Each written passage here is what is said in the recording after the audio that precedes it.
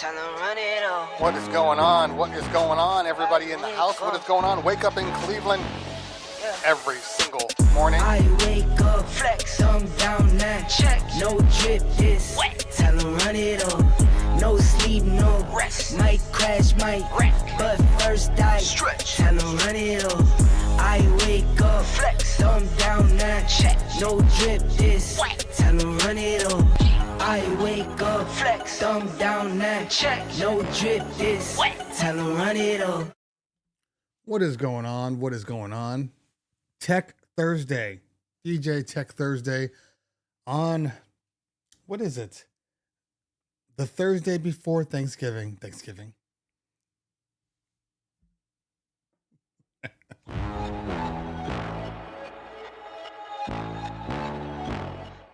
What is going on? What is going on? DJ Tech Thursday.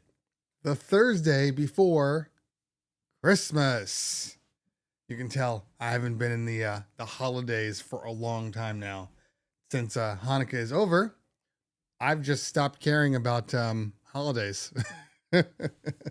So, well, congratulations to you guys. This will be the last show before Christmas. We are going to do one more show.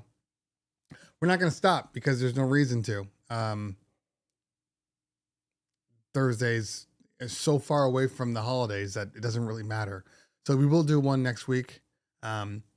Assuming I want to do some changes. I want to add some things to this place. I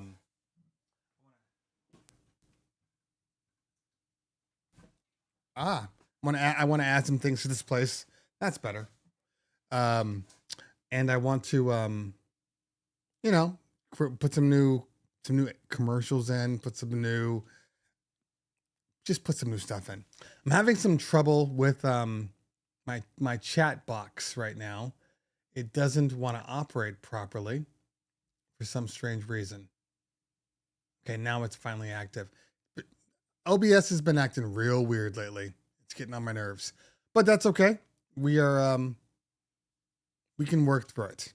DJ Ace, welcome to the team Cleveland Terry, the VIP Cleveland Terry. I appreciate your support. If anybody is noticing, the people in the green are my members. They've joined. They support Cleveland Terry, who speaks in third person all of a sudden. I support you. So thank you so much for being here. I did a one-off just a couple days ago, a one-off show where we went over my live set from Harvest of Sound. And, I had 15 people on, 15, 20 people on. So, that's fantastic. I'm going to do more of those. I know that I got a text message from a couple of people like, hey, there's something that's wrong with your video. It says you're live, but I don't see anything. I'm like, well, there's a reason you don't see anything. Sometimes you're going to have to be a member. So we're going to do, what we may do, what we probably will do. We're going to start doing, and we should do a video walkthrough. The one where we watch together, but we'll keep that to members only. I kind of like that. I want to separate out, the people who support versus those that don't. I love that you guys are here. That's the first part of the support. So the videos will come out, but, I got to give you guys something for being members. I'm going to be doing some more behind the scenes things, just for exclusive members. I'm just, working through the time. My brain's clicking. The shows are great because it allows me to kind of think about what I want to do for the new year. I do want to change it up a little bit. This is separation, segregation for those that have and those that don't. That's what we're going to be doing. Yes. So hope everybody's doing great today. This is DJ Tech Thursday, where we talk all things DJ related, whether it be tech, whether it be business, whether it be rants, whether it be just something I wanted to share today. I got to move if you guys were on the Tweak Music Tips show yesterday, we did our holiday show, and Mojax didn't come dressed. We were all in our elf outfits, and Mojax was like, I don't have time for this. I'm Mojax. And then he brought in some ginormous Santa head. Where do you get that from? Where do you get an enormous Santa head from? I've never seen them. Maybe it's a British thing. So, we are going to be talking about all things tech, all things EG related. If you do have questions, if you do have things you want to ask about, this is the channel to do it. This is the channel. We've actually done more of these than we have actual videos. That's a me thing. We're hopefully going to get that fixed. Hopefully. I think one of the issues is one of the issues that I have is my standards are very, very high. So if I'm shooting something that doesn't feel right, or I want to talk about something that doesn't feel right, I don't really want to do it. That's a me thing. I'm sure that for most people, it wouldn't be an issue. You know, I'm sure that if I posted trash video, quality, not so much content, I think that people wouldn't have a problem with it. Ashley says, how did your wireless gig go? My wireless gig went great. That's a video I want to do, you know, just a quick 3 to 5 minute video about my experience. So, how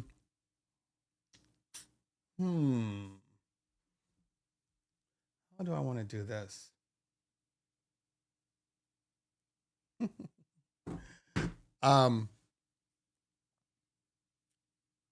So the question is, when do I talk about it? That's the question. But I can talk about it today a little bit. I will go into a little more detail. Maybe I'll do some cutting and splicing of the show. Danny B in the building, DJ Island Boy, Vert1, DJ Dell, Pee Wee Primero, Mixmaster G, DJ Ace, DJ Kenny, G Kenny. Matthew is in the building. Off to the end of the year. Congratulations. It's 1740. And what else? DJ Haas, Kylie Palm. Kylie's early, it feels like. DJ Dark Knight, Grandstand, the real DJ Dark Knight. I've said that already. DJ Lopes. And that's about it. Let's see here. Island says, I like that mix you did. Well, thank you. I kind of like it too. I was only a part of it. That's the, we went over the entire set a couple days ago. So that little clip is a clip from the video. So thank you. Appreciate that. You got to hear my opinions. You got to hear my frustration and the goods and bads of the set. The goods and the bads. Because no matter what you do, no matter how perfect you think your DJ set was, typically speaking, you're always going to find some flaws in it. Now, it may be flaws that only you hear. That's the nature of being critical of yourself. Stick Farm Jacks. Jake says, goods and bads of the T7. Well, that video is coming out. I have 2 more sessions with it. And some sessions here. I think I'm going to shoot my B-roll today since it's weird. It's really weird because I have been so much on fast forward this entire start of this season, which our seasons start basically in August. I have been going nonstop every single weekend. We are done with bar mitzvahs until January 6th. So that gives us like 2 weeks off. We have a couple of New Year's events a couple of production New Year's events. So we're going to be doing a lot of work on those. But myself, I have 2 more gigs of my own. I have a bar gig, which is I'll be at Breezio's this Saturday. They keep changing my time, but I think it's now 3 to 8 at Breezio's. That is in Marina Del Rey in California, Southern California. Then the following week, I'm going to be at this place called Coppermine, which is a bar, dive bar. But I don't have anything else. I don't have anything else to do. And it's weird. Yesterday, my kids got out of school. They had all their finals and they came home. And normally speaking, they come home, they shove some food in their face real quick. And then either I take them to dance or my wife takes them to dance and we're running around. Normally, that's our day. Yesterday, there was nothing to do. There was nothing to do. And we were just, I made dinner, we were watching TV, and I kept feeling like I should be doing something. I should be doing something. And I didn't have to do anything. So it was a weird day. And today's the same. I have one call today at about 3:00. Fortunately, people have gotten smart and they haven't used our meeting booking system to book stuff all through this week, next week. They've taken it easy. I've handled all my calls for my events on the 6th and the 13th. So there's really no reason, unless you're booking, to be calling anything right now. So I'm going to enjoy it somehow. I got to clean up. My office is a mess. Still have to send some stuff back. Just, a little bit of everything. Anyway.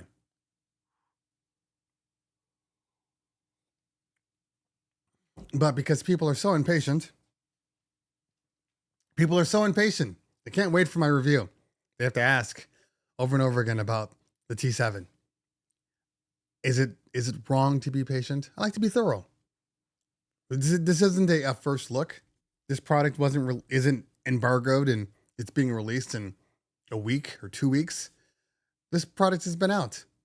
So I am taking my time to a certain degree.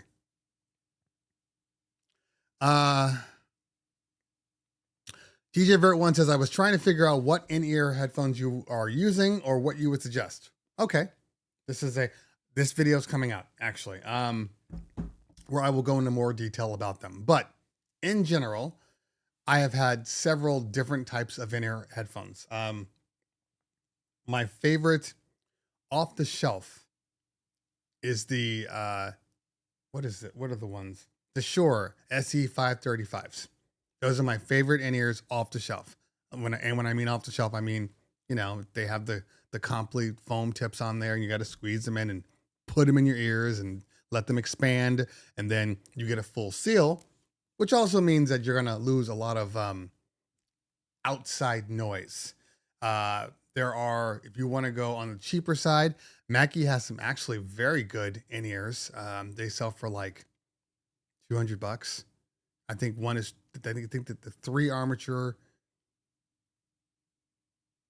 either the 2 or 3 armature is like $200, and then they have a 4 armature or 5 armature.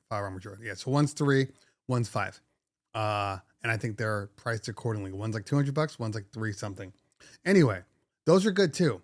The problem with the Mackies, for me specifically, is that I mean, you can see my ears. Okay, I have small ears. It's the one thing where people make fun of you in a couple of different ways. Either your ears are too small, which they make fun of, but it's not like a harmful fun, or your ears are huge, and then they're just like, damn. I had the small ears, so I had small ears all through my life. My ears are finally like normal size, which I actually appreciate because I don't want to be a 75-year-old man with humongous ears flopping away. But the canals, the openings, are the problem. And the Mackies for me are a little too thick. Pause.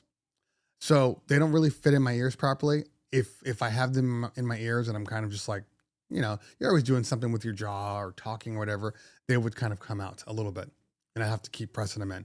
So for me, they didn't work. They work, they just don't work effectively. These Shures are super small. They have an amazing sound in them. And there's upgraded versions. Okay. The 535s are probably like they're mid-level. When I bought them years ago, it was like their top, but now they have like, 8 armature, and I don't think they have a 12, but they have a lot more. I think they have a 735 or 835. It's an 835.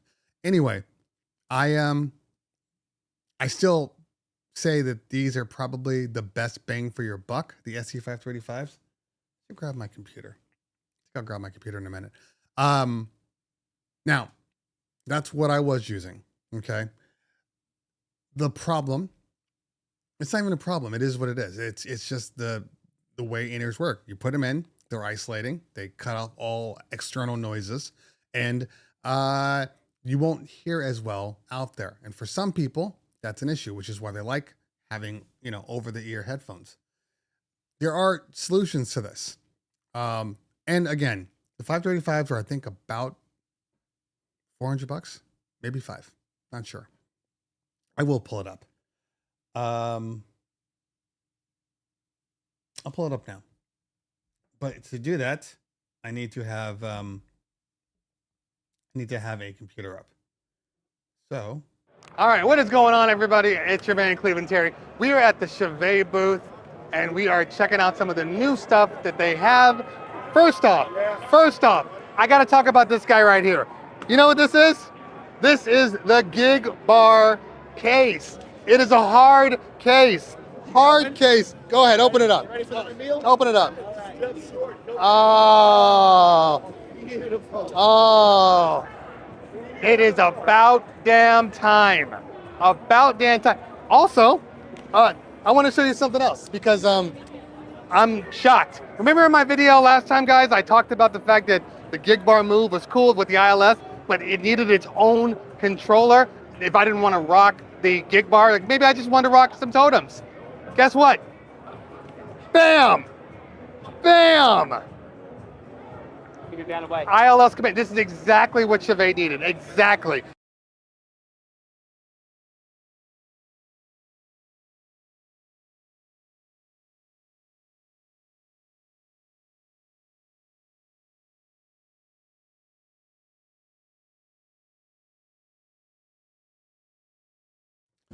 Sorry, that went longer than expected.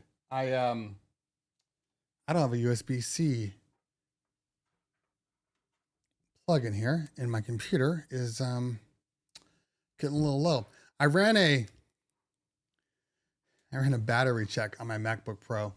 I have an M1 MacBook Pro, and my battery is at 87% now. And when did they come out? What is it, going on 24? When did I buy this? When did I buy my M1? Well, I mean, we're at the M3s now, so it had to have been at least 2 years ago. So it kind of made me sad. Kind of made me a little sad. Yeah. Okay. So I would love to bring some stuff up, but I do need to charge a little bit here. I need to find a USB-C cord.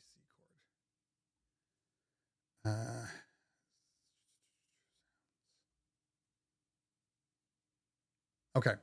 So back to the in-ears. What are my issues? Okay. The 535s. Yeah. I guess somebody verified they're $400. Then I use my Ultimate ears. Now, there's a window between the Shure 535s or even some of the Amazon ones that are being sold. I mean, there's a couple of in-ears that are about $100 that people swear by off of Amazon, like legitimately swear by. But they do say one thing that you have to do, and that is you have to have ear molds. If you get your ear molds done, then they sound amazing. And I have no doubt. I mean, stuff goes a long way. So I can't tell you which ones are the best on that one. Once we jump up to, $800 to $1,000 to $1,300, $1,500, now we're in like the Ultimate ears. And again, there are many different in-ears out there and mold and custom ones that people do. Ultimate ears are kind of like the mainstay. for musicians, around the world. Now, does it mean they're the best? No, but my experience with them has been super, super positive. And I use the Ultimate Ears UE11s. The difference is, and I feel like I've gone through this on a couple of shows before, which is why I'm going to do a video. The difference is you get them custom molded, so they do pop in your ears. One of the things that I don't like,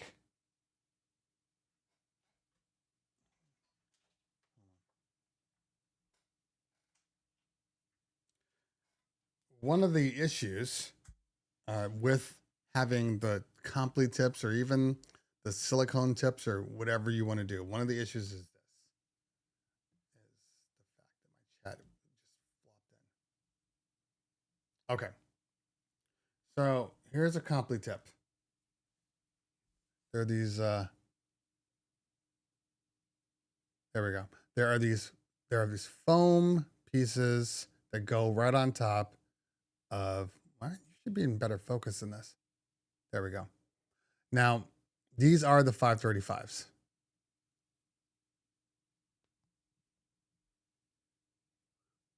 Okay. Stop seeing my eyeballs. There we go. There we go. These are the 535s. You see how small they are? And they just fit well. They really do. Now, one of the issues is this part, the foam part, the part that is the most important part of the headphone, because this is what isolates in your ear. So you have to squeeze the foam part like so. Okay. So then they end up being, skinnier.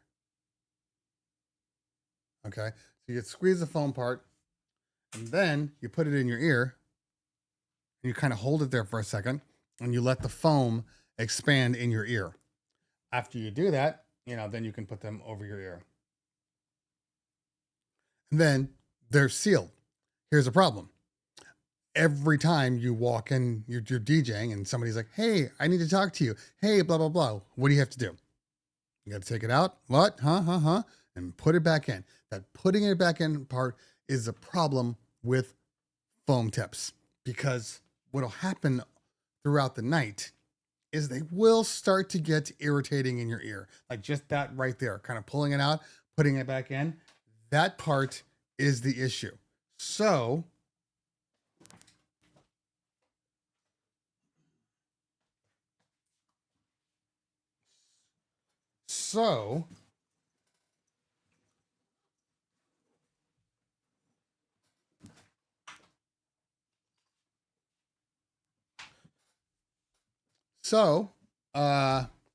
my Ultimate Ears here. Got my name on them, come in a box, kind of cool. Okay. And then we'll move on. So my Ultimate Ears.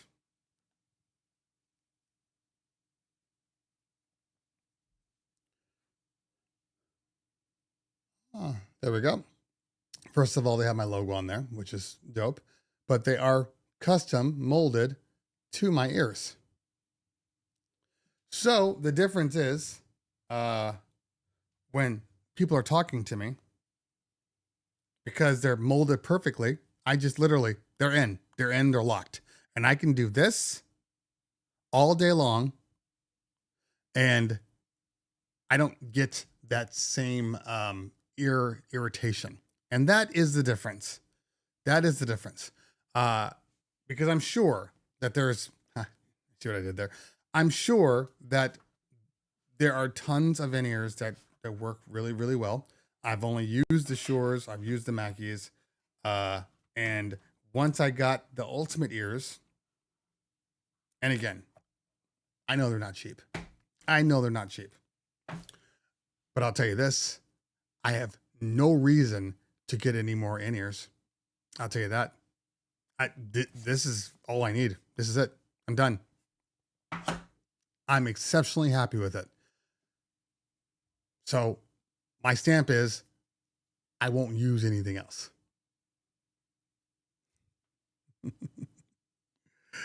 I want to plug in my computer.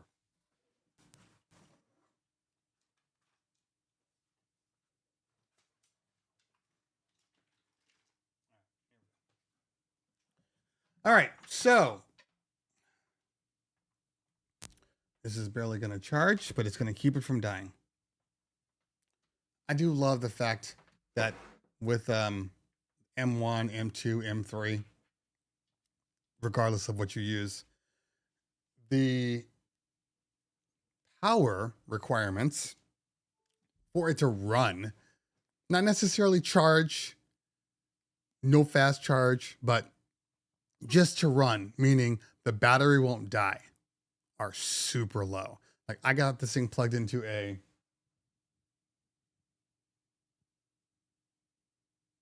it's a 5 volt. It's a 5 volt USB-C outlet, and it will keep my computer up. It won't charge it.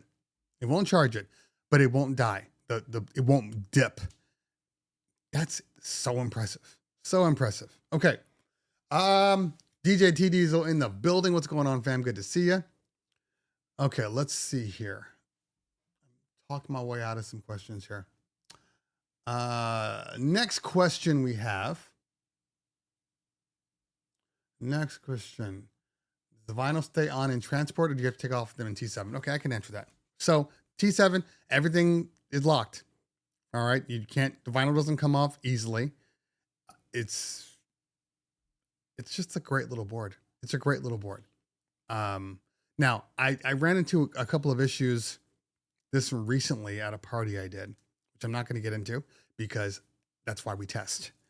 I'm going to bring it back in probably today when I'm doing my B-roll and just check for if the same issue exhibits itself, pops out its ugly head. Wasn't a deal breaker, didn't screw up anything, but I did notice some little quirks. So I'm going to check that out too over the next two weeks. But besides that, I've been really, really happy with it. Now, again, this won't be the last time. I know this. It is an entry-level DJ controller. I don't expect to use this thing every single weekend. I don't expect to be taking this out on my major events.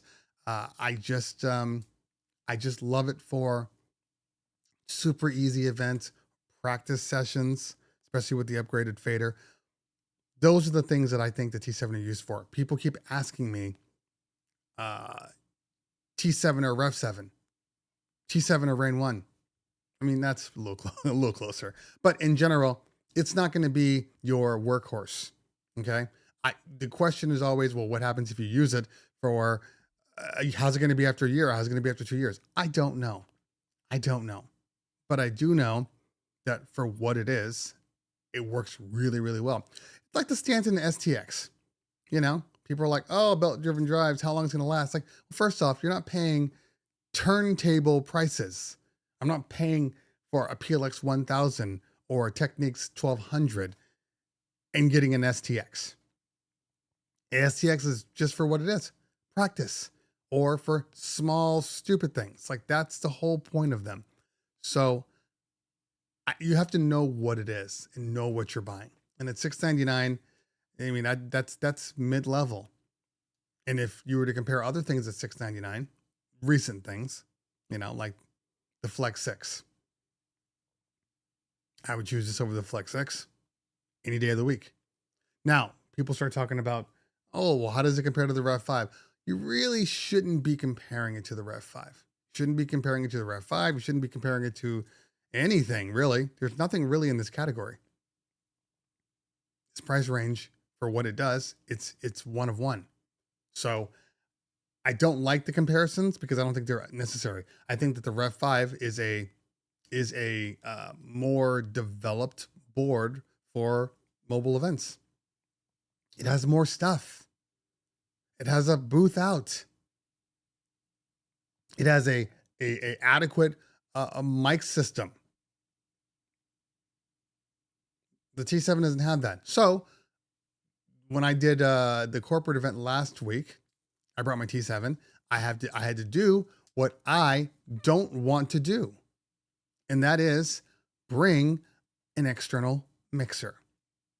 Now, my mixer's small. I mean, I have the LiveTrack L8, so it's a small, compact mixer. The point is, I don't want to bring a mixer. I want to plug direct. But if I plug direct, I don't have a problem with the sound. I have a problem with the microphone because the microphone is just essentially an on off. There's no EQ, there's no tone, not even the simplest variation of it. It's just volume. And I don't like any hardware where it's just a mic volume, where there's no tone. You can't give me a tone? You can't give me a high pass, low pass roll off? I mean, that's just lazy. So it will never be my main driver ever. And that goes for any controller that doesn't have a decent microphone section. Now that's a me thing. 100%. I know people that love their mixers and love going through the mixers. It just sounds so much better when I go through a mixer. It's just another piece of your analog chain. I doubt it's really improving. Now, microphone section, you're going to get a more well-defined microphone section. So I understand that. Using a mixer for a backup, you're going to get more options, backup-wise, auxiliary-wise. I understand that. That's why I get controllers that are just better. It's very simple. Okay. I did see Kylie says, what did Kylie say? Something about the maestro, which essentially is a human being that stands behind you working a light show for the cost. Big news. Maestro DMX is sold out. They've sold all 850 of the first run pre-order units. More coming available. And now with a MSRP price of $750. That's great. That is great, Kylie. Honestly, if it does what it's supposed to do, then it's great. Is it really expensive? Absolutely. Is it everything they say? I have no idea. I won't be testing it because if they don't send me one, I'm not spending my hard-earned money on something that costs that much money. That isn't an actual controller. So, I don't know what you have to do to talk to him, Carly. Did I send him a message? I did not send him a message. I will send them a message and see if they'll send me one. I can't stand by, support, do anything unless I use it. This is one of those black box type things. It's not something where you can kind of just see and go, oh, like when I looked at the WMX1, you watch a review and they can show you and everything. You look at a sound switch, you watch a review, you can see all the things that it does. Maestro is really a black box. So I can't really support it yet because I haven't tested it. So sold out or not, they need to send me one. I've said this before. I said this earlier.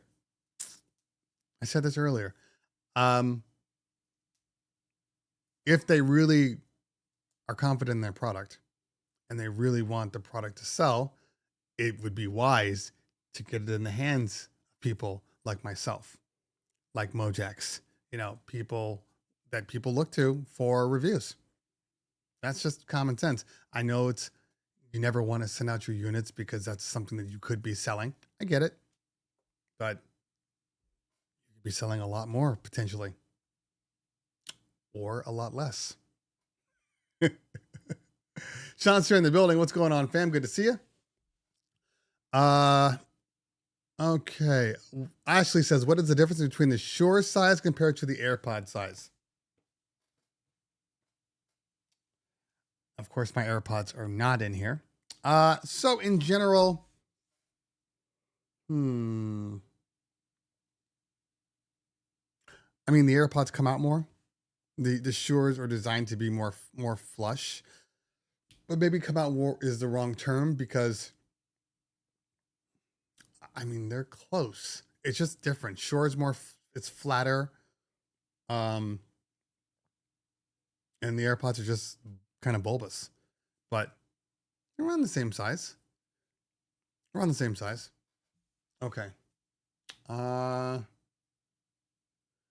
Do you carry the T7 in a soft case as well? I do. I don't have the molded case that Hercules makes. I was kind of hoping they were going to send me one, but they didn't send me one, so I'll have to email them and have them send me one. I've been rolling it around in my Glide case, and for the most part, my Glide case has everything I need anyway in it, including extra things like I keep my my table extenders in there. If I go to a place where they're giving me just a regular table and it's a regular table is just too short, so my extenders will pop it up about a foot, and that usually puts it right where it needs to be. So that's in the front of my bag. Controller is on the top. Underneath my controller is another stand. I always bring another stand because I have the fast set. So the fast set has a stand that's built into it. So anytime I go out and I don't bring my fast set, or somebody's like, "Oh, we have a table for you. We have a booth for you." And then you get there and you're like, "I don't have a stand. I have no place to put my actual computer." So I always have a stand, a small little fold away stand in my glide bag. And also in there is a booth monitor out. So 1/4" to XLR. Always keep a one of those cords in my bag, even though I don't even use the booth anymore, but sometimes I do. And there's also another reason for booth. I mean, I've run subs out of my booth before in the event that like I've gone to a place and like some places might have speakers built into the ceiling, and that's fine, except for the fact that some venues don't have like subs. So if I know that they don't have a sub, I might bring a sub with me, and it's got to go out via XLR. And if you're using your XLRs for the venue, then you're lacking unless you're rocking a Prime 4. So I will put those in the booth and I can control my bass from there. Just a little common sense hack that most people should know about, but some don't. What else is in my bag? Power cord. I wish everything was the same cord, but it's not. Gabriel says, "What would you say the downside of using in-ears is? I know people talking about them not being able to hear the crowd." Okay, so, or to hear clipping. Well, first off, clipping is something that you can hear and for the most part see. If you're in the red, you're in a dangerous zone. Get out of the red. Now, again, if you're using the Shores or any type of thing with comply tips, yes, you're going to run into a more of a noise isolation. That's the one thing I forgot to tell you. On the Ultimate ears, and they have 2 different variations, okay? I know these are the more expensive ones. But on the Ultimate ears, at the bottom here, right here, there's a little hole. You can probably see it right now. Okay. That's an air release hole. And that little hole there, which can be closed up, I have little silicones that I pop in there, and you can get a complete 100 seal. But that little thing allows for airflow, and that airflow that's how sound travels. So because that little hole is there, I have amazing isolation, but can still hear everything.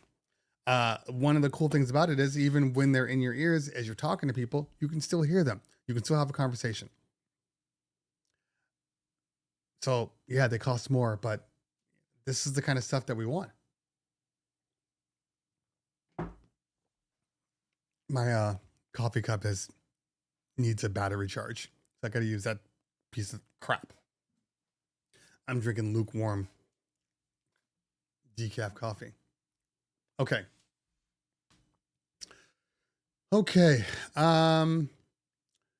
DJ Beloved say DJ Pro 5 is the best software. DJ Rev 1, I have it. It's very good. The Rev 1's fine. I have one. Where is it? Sit on the floor right there. You don't. So I legitimately walk over controllers. I walk over controllers to get out of my studio. Just like, oh, don't want to step on that. Like right now on my floor, I'm not. This isn't a flex. This is a problem. Okay. Right now on my floor, I have a Flex 4, an S5. I have a Mixon 8, a Rev 5. My Rev 7 happens to be in the office today because I took it out of the glide bag. Prime 4.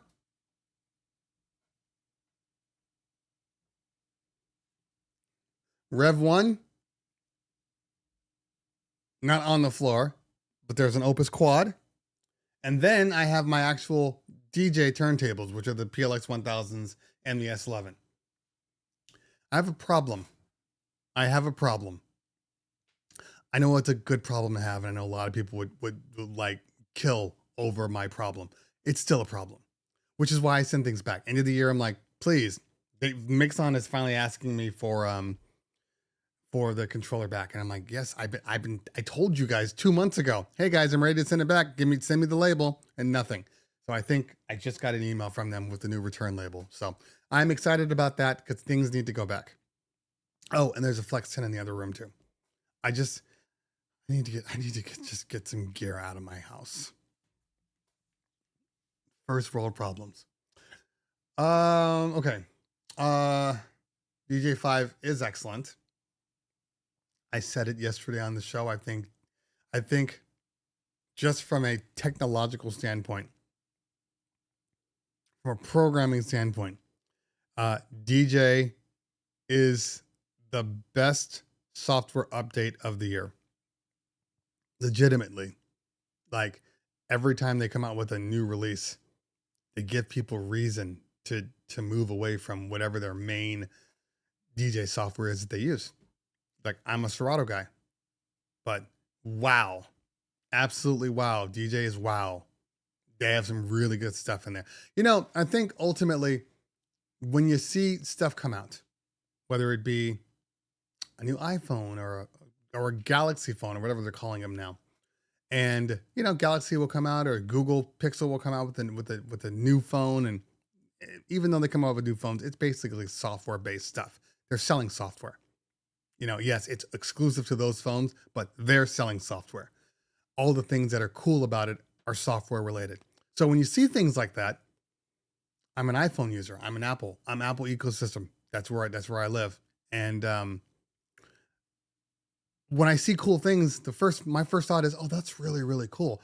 I wish that that the iPhone would come out with that, but more importantly, I'm like, I can't wait until Apple comes up with their version of that. In this case, it's software features from Virtual DJ for Serato. You know, Serato's not the first one to come out with new features for the most part. They just come out with refinements. Now, for a lot of people, that's great. They stay the same, consistency. You don't have to overthink it. It is just like, you know, your old sweater. You just put it on, you know how it feels. It is what it is. But some people do like new stuff. And when new features come out, I am the first to say, God, I wish Serato would do that. They will at some point. They're just real slow. So the speed at which they update means a lot to people. Now, DJs are old. They're old a lot of times physically and mentally. And old DJ mentality is, if it ain't broke, which is a perfect thing. But that's why we have people rocking 2012 MacBook Pros saying, I don't need to upgrade. This is the best computer ever made. It was the best computer ever made. It was. Now it's this one. Now it's the M1 MacBook Pro 14. Yes, the M2s are good. The M3s are even better. But the M1, this one, this is the guy that set the standard, that changed the paradigm. So this M1 is the best MacBook ever made. Which you want to look forward to things. I don't want to be saying 2012 MacBook, even when I had 3 different versions of Intel MacBooks. 3 different versions. Even when I was using it, I'm like, it's faster. It's a cool body, but it's not better than my 2012 MacBook. It's better in the sense that it's faster processing, beefier graphics, all those things, but it's not any better computer-wise.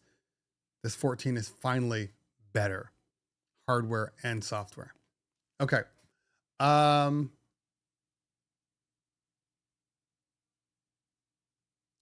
Let's see here.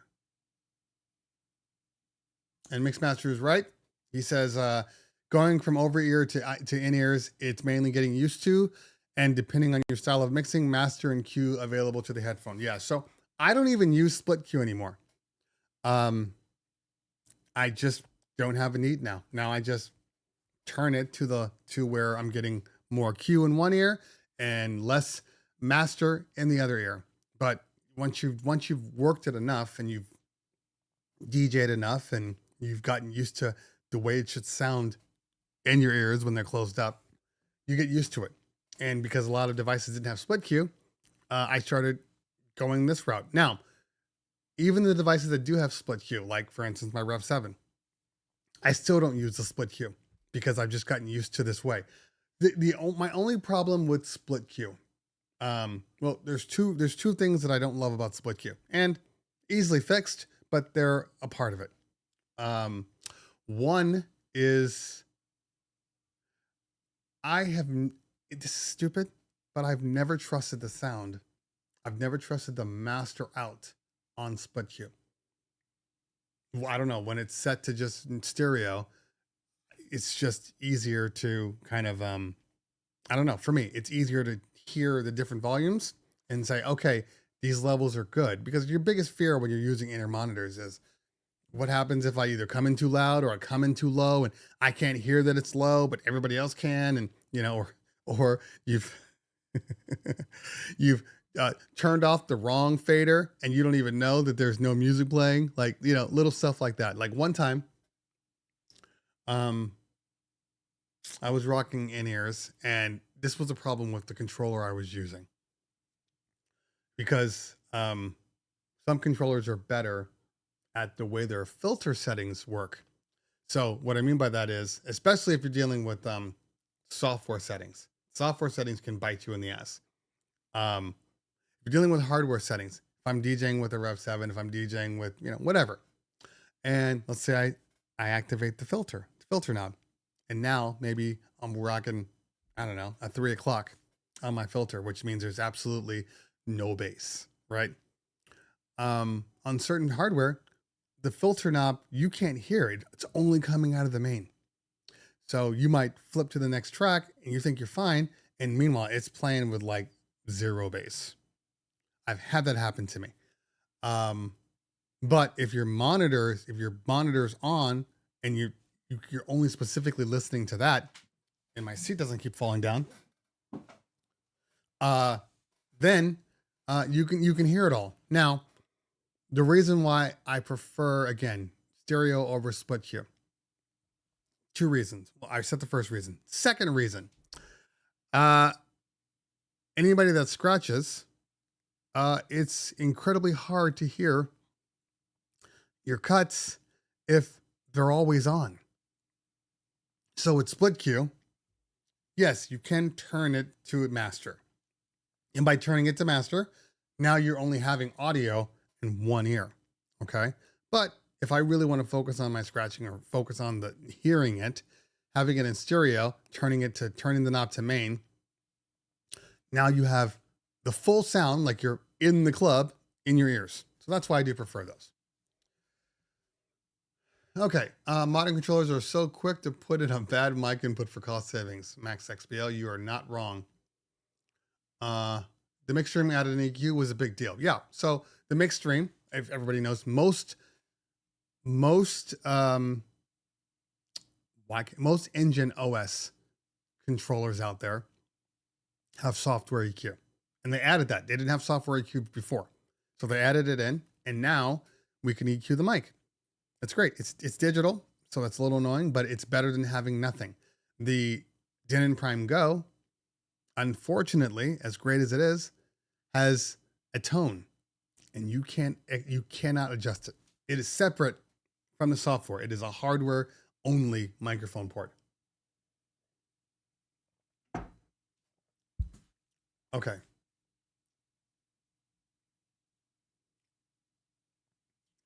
Kali says, this is considering that the AI light show was $895.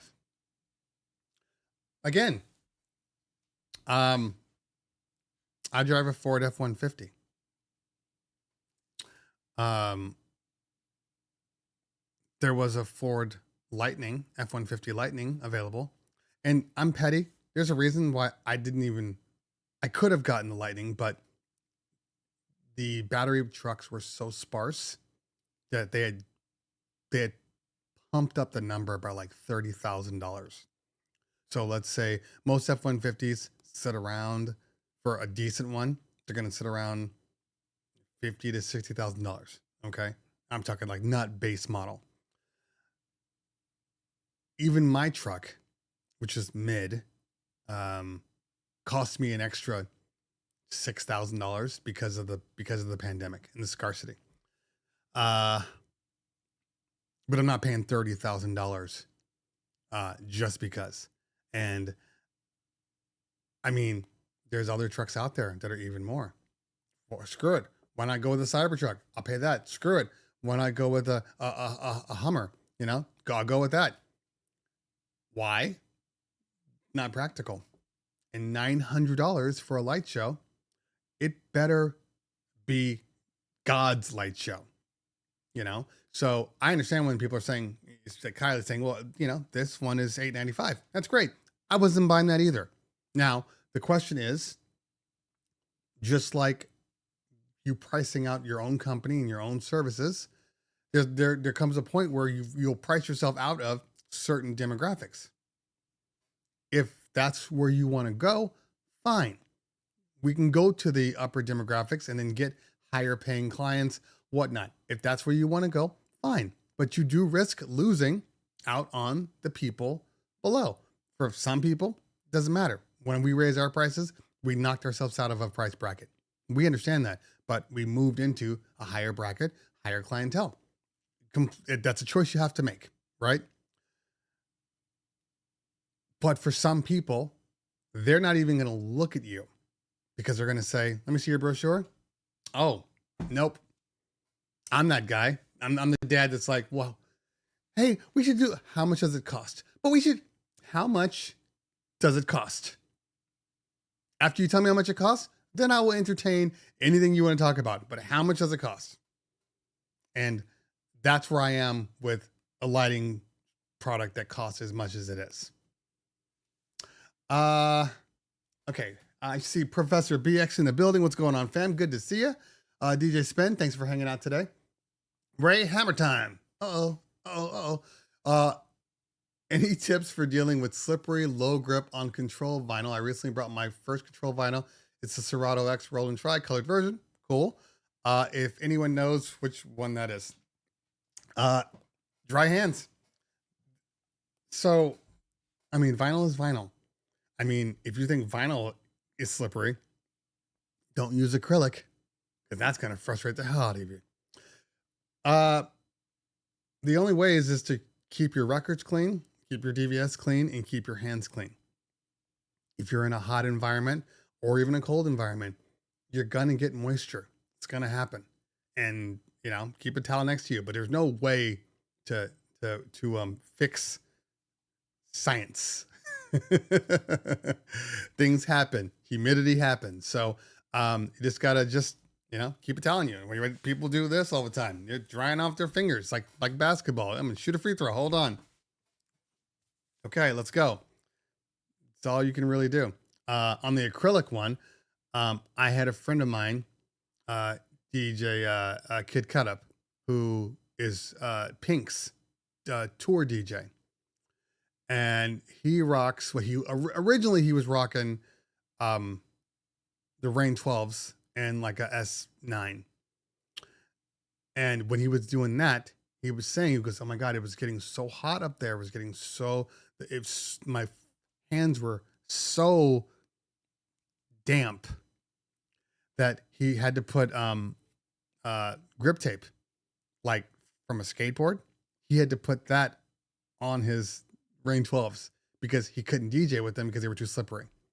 So that's what acrylic will do. Now I think he's rocking a Rev 7. So I don't know if he's done anything with that one, but acrylic is far worse than vinyl will ever be.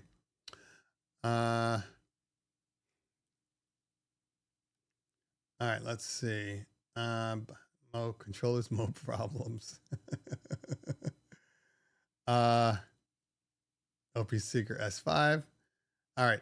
Did you like the Rain 4?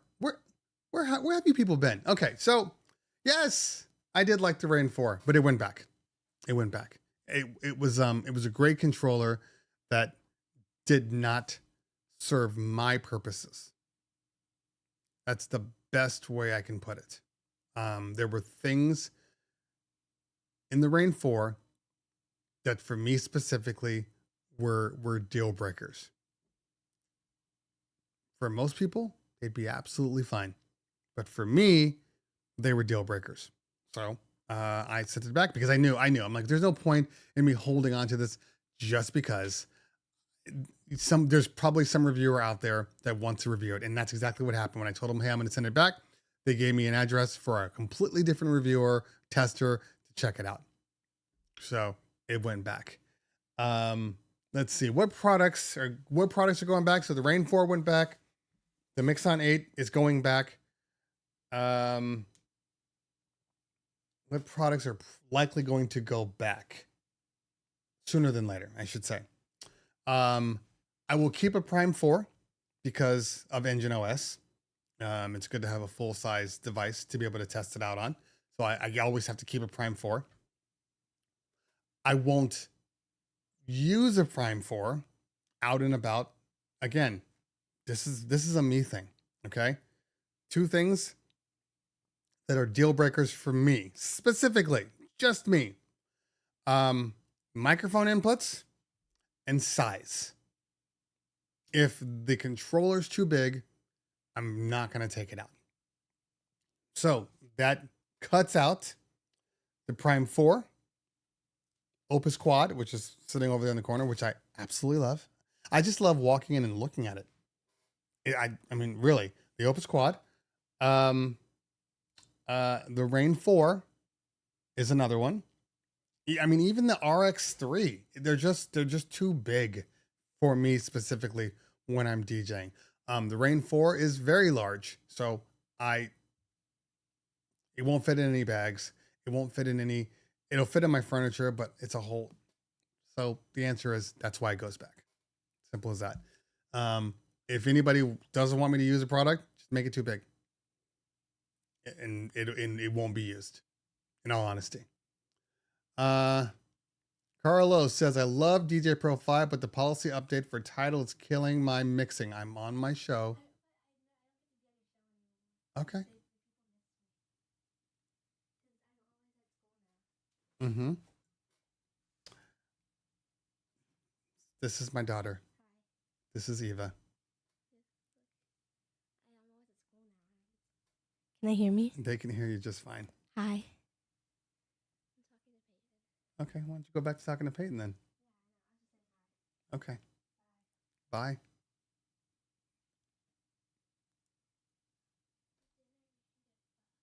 Close my door.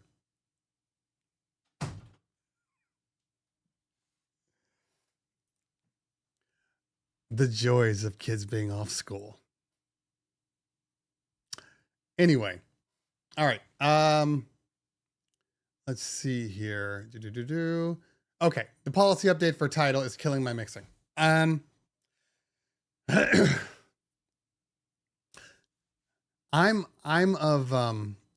indifferent when it comes to Tidal because ultimately, for me, the reason that I have Tidal or BeatSource or SoundCloud Go, the reason that I have them is for emergencies. That's it. That's why I keep them, for emergencies. For songs I don't have, for songs that I need to have right there that I probably won't play again, emergencies. So do I care that I can't stem a song that's not physically in my computer? It'd be nice, but is it the end of the world? No, it's not. I mean, look, guys, when it's all said and done, and girls, and people, when it's all said and done, we're using all this software without stems for a long time. There are ways to remove the bass line. There are ways to make it seem more a cappella-y. So I don't stress over it. It's not that big of a deal. And because I don't use stems on every single transition, there's sometimes a filter is a better effect, is a better transition, you know? So, I don't have a problem with that. And I don't DJ exclusively with Tidal. So it's not really an issue. All right. All right. DJ Willie D says, Prime 4, Prime 4 Plus. We know stems are still in beta. They say the chips are the same. Any speculation about making stems available for the larger Prime ecosystem? So there's no reason that they can't. I think it's a matter of time. I think the Prime 4 Plus, if you're marketing, makes the most sense to just say, sorry, it's only for this Prime 4. There are features right now in my iPhone. What is this? 14? 15? I don't know what the hell this is. 15. There are features in my iPhone 15 right now that I absolutely know could be in the 14 and the 13. And they just choose to not allow it on the older hardware. It's business. It's business. I think at a certain point, Engine has been very good about updating old hardware. I mean, in all honesty, the Denon Prime Go, I never expected to even be able to use virtual DJ out of it, and they just put it on. So I have faith in Engine. And look, I mean, it's their ecosystem, so they might want to have stems be available to all of their hardware. That's just an opinion, though.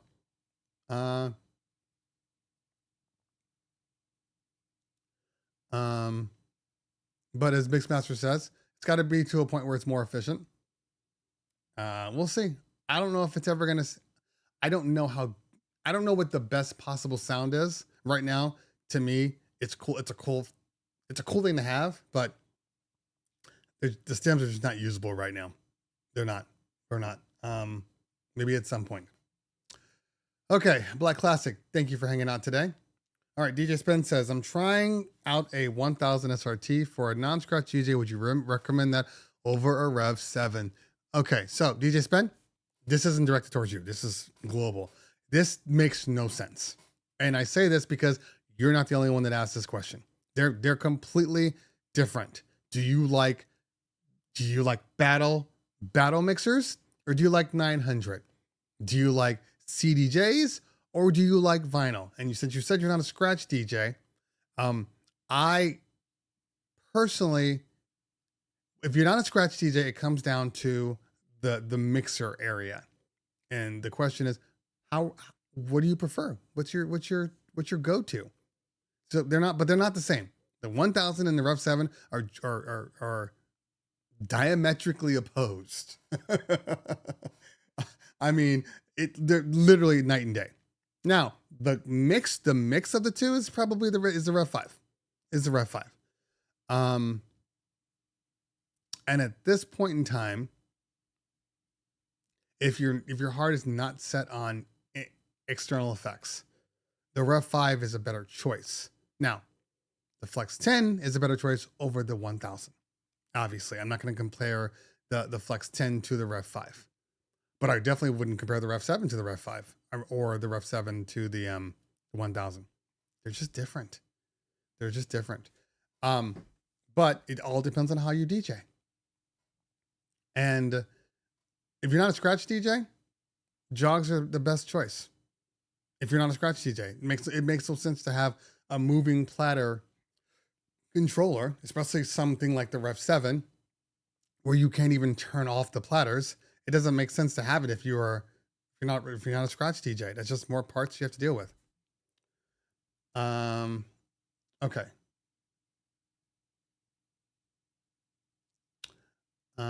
New subscriber, love your hoodie. Thank you. Such a vibrant red. Well, the good thing is, I do love this sweater. The bad thing is it's not red. It's orange. So I see orange. When I look at the screen, I see orange. So it's time to upgrade that CRT. I'm kidding. I kid. You know I kid. Okay, Left Cat. No, he's a mixed master having a conversation. A lot of us were attracted 5 years ago. I've seen various few Serato DJs in the house and techno world. Okay, mixed master has already pointed this out. It's not that you haven't been seeing Serato, or tractor. Tractor is tractor, but that's a European. Basically, nobody uses tractor in the greater United States. I rarely see it. In fact, I don't, in my circle of people and peers and DJs, none of them use tractor. The only DJ that I personally know that uses tractor is DJ Carlo. Only person. Obviously, there are others. I mean, I think Little Fever uses tractor, people like that. But I'm just saying, in general, he's the only like established person and he's also international. So it is definitely an international application. Serato, Record Box are mainstays here. And you can use Serato and still use Record Box and still use thumb drives, but Serato is your go-to computer-based one. It just depends on how you're DJing. Just depends. That's it. DJ Ace in the building. What's going on, fam? All right, let's see here. You have a great hair. Definitely your twin. Yes, she is.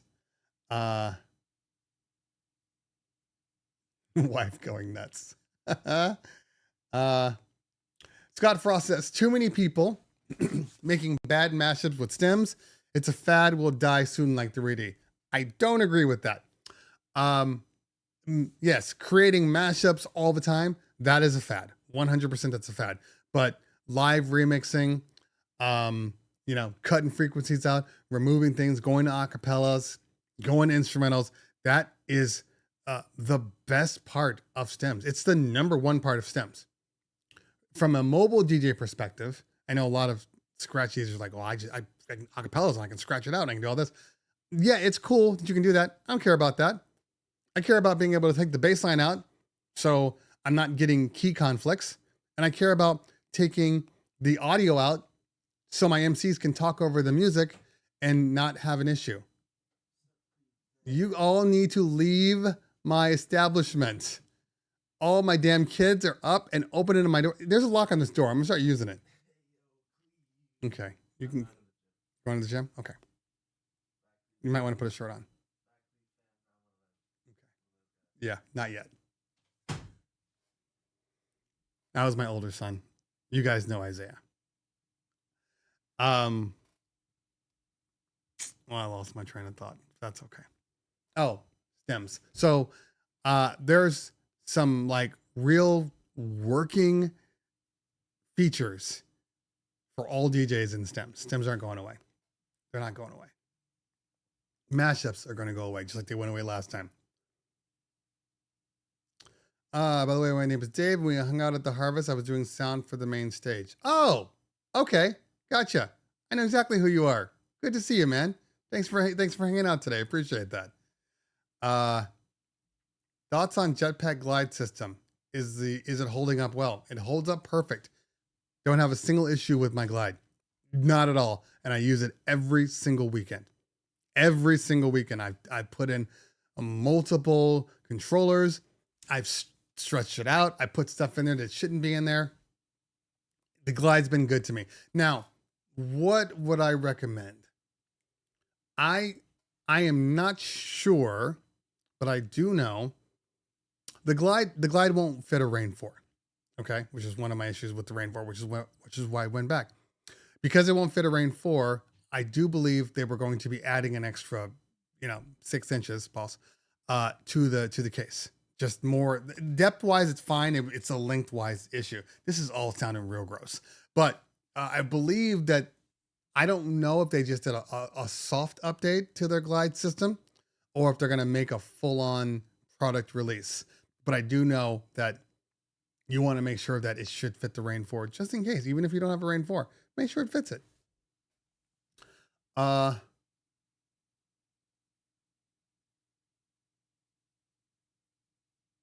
Gotcha, Spen. Gotcha. Okay. Yeah. I would definitely say stick with like a 1000 or a Flex. All right. Did you hear anything about the Rev 10? CLS? I'm going to assume that is a joke. I'm going to assume that's a joke. But the joke is like 3 years too late. There is no Rev 10. There will not be a Rev 10. Okay. I can guarantee that. And that's coming from people within the industry, ratcheted down people within the company. Rev 10's not going to, the Rev 10, the Rev 10 might happen at some point. No, it won't, but it might, but it's not happening in the near future. I mean, in all honesty, the Rev 7 is almost, I have to say almost because there's no perfect controller out there, but for what I use it for, the Rev 7 is almost a perfect controller. Now, could it use some firmware updates to bring it more to like the current times? Absolutely. But hardware wise, there's no real reason to upgrade it, in my opinion. I love the Rev 7. I love the Rev 7. Really do. Okay. The Elo show, my bad. Sorry, man. I believe Qbert uses Tractor too. Walter Vargas, he does. He does use Tractor, but he uses everything also. DJ Craze used Tractor, but last time I checked, I think if the price is right, you'll use whatever somebody's offering you. In my opinion. Okay. What is your take on the DJ M750 MK2? What is your take on it? My take on it is I don't use it. And I don't even remember it. Hold on. If it's what I'm thinking.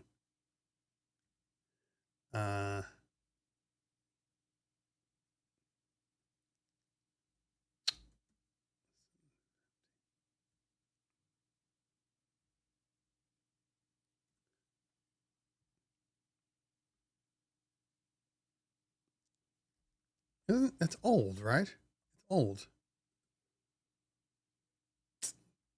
It's not even coming up. That's how old it is. There it is. MK2.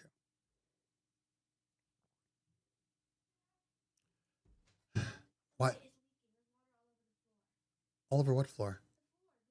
Stop. What floor? All right, guys. Hold on one moment. I have to check something out.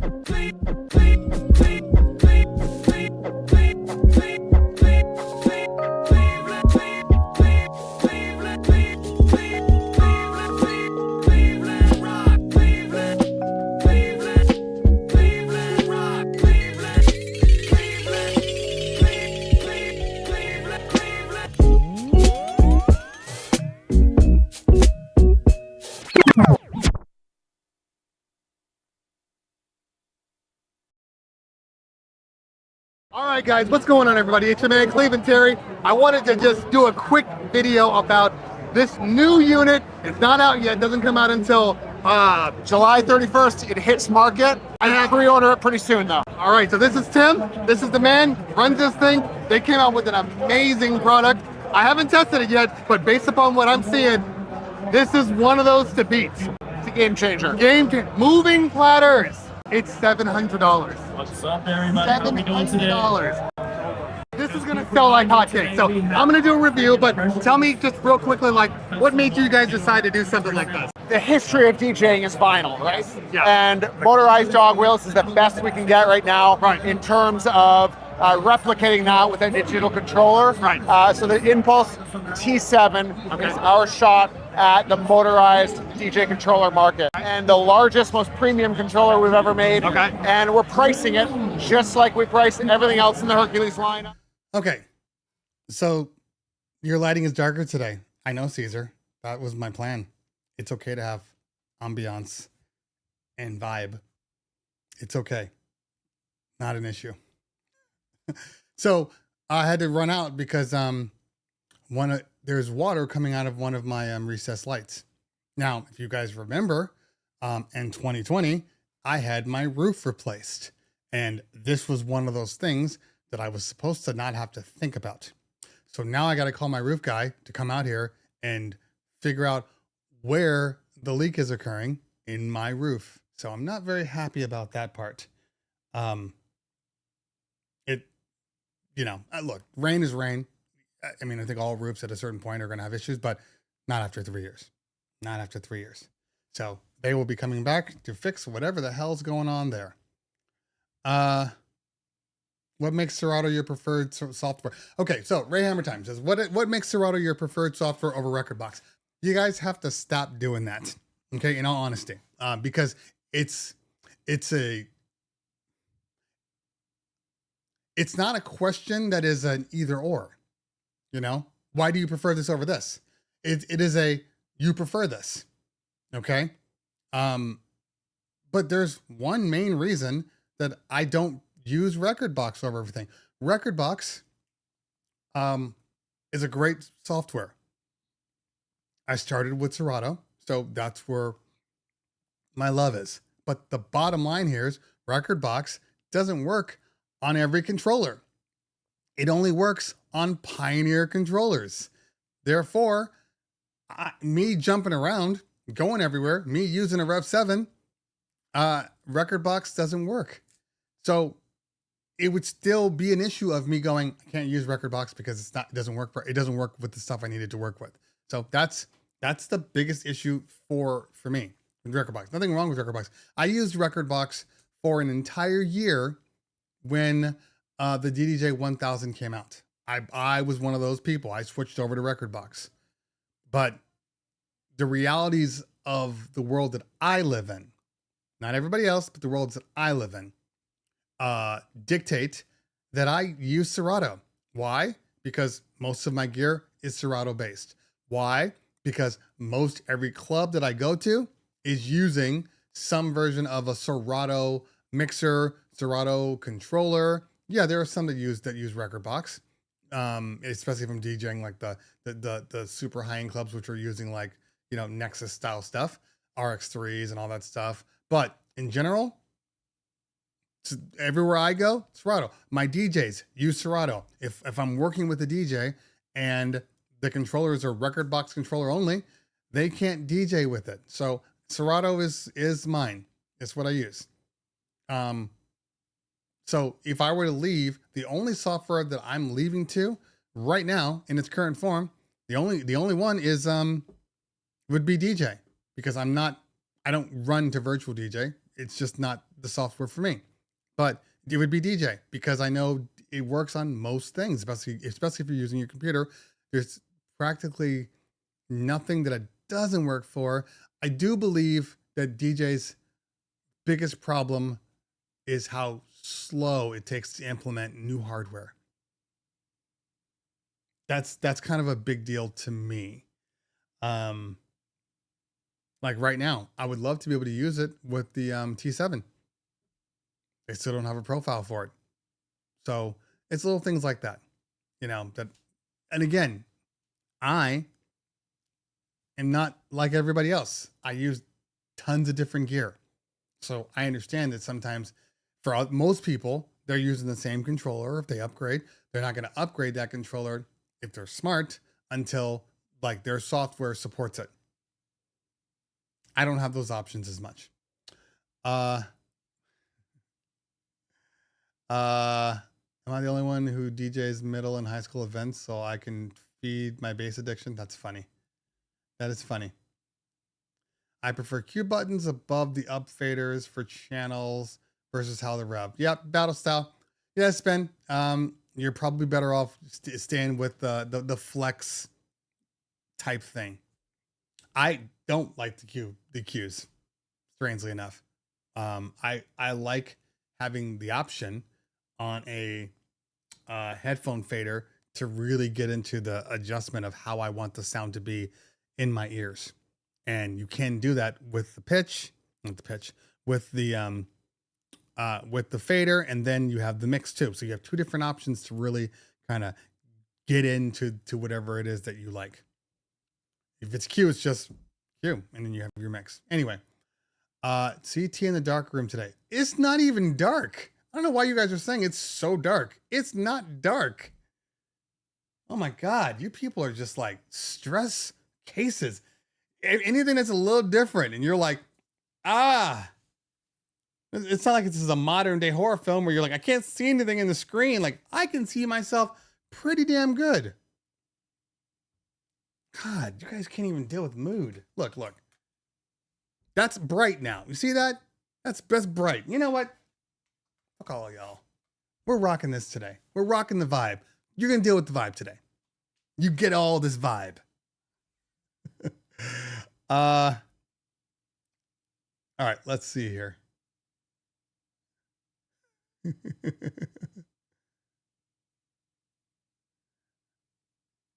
Hey, $1,500 for speakers makes more sense. Kylie, you know, I mean, look, here are the facts. And it's not even an argument at all, but the facts are, we won't, we're not going to go there. We'll just move on. Serato user, but record box is way better. Yeah. I mean, I don't disagree. Their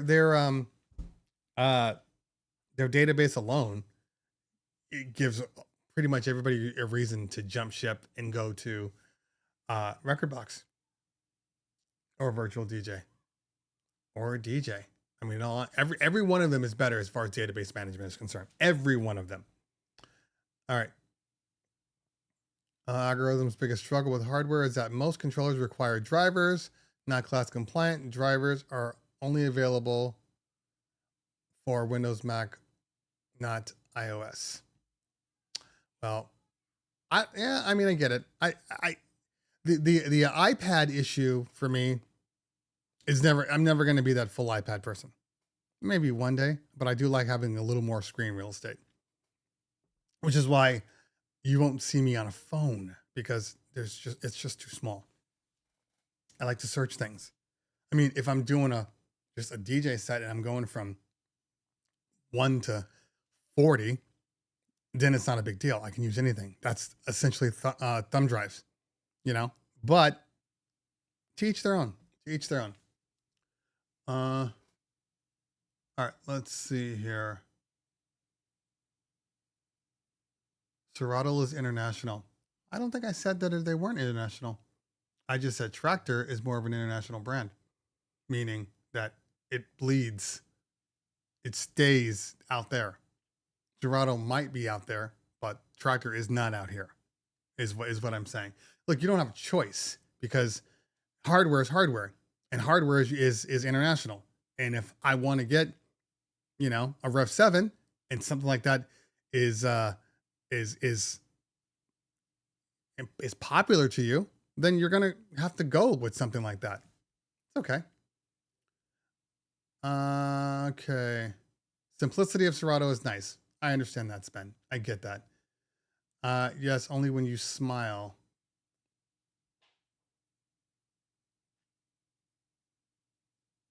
Really? Okay. We're not friends enough for you to say something like that. Just gonna flat out say.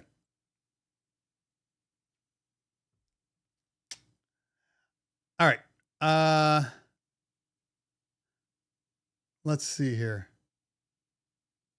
You people, I thought we were family. Kidding.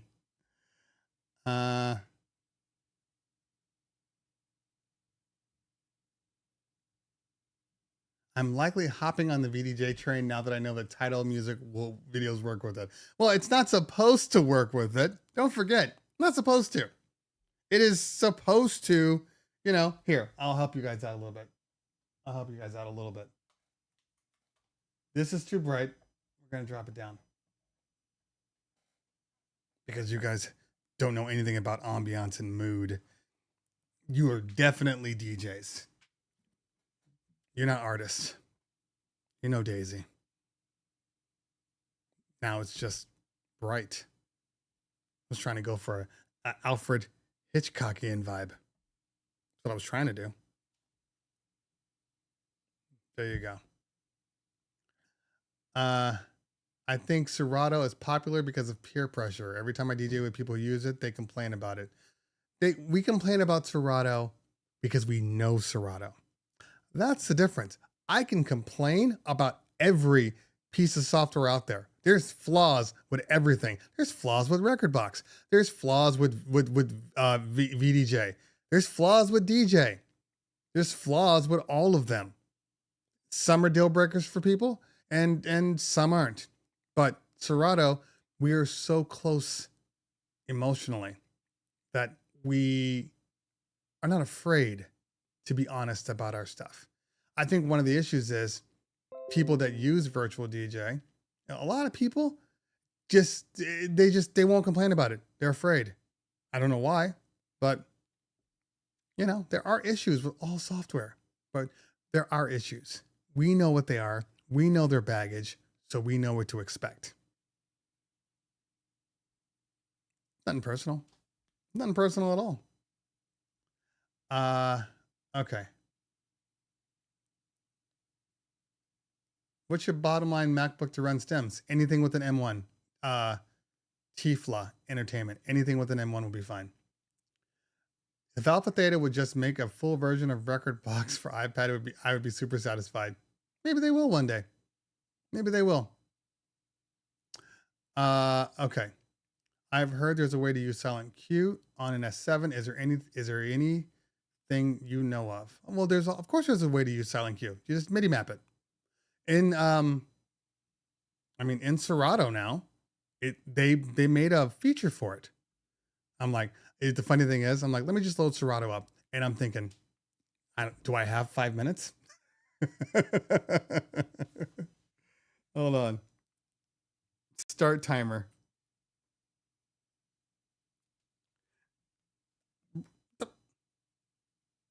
Wrong one. Like, it's still not loaded. Start stopwatch.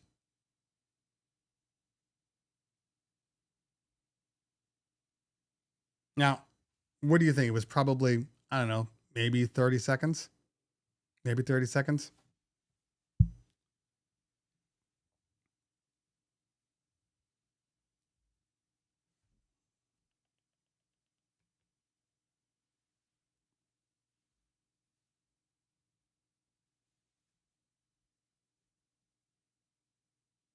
So I'd already activated it. Well, I'm 30 seconds in now. And I don't even have any hardware. 30 seconds in. I'm almost 40 seconds in now. I don't even allow iTunes to show up. All right.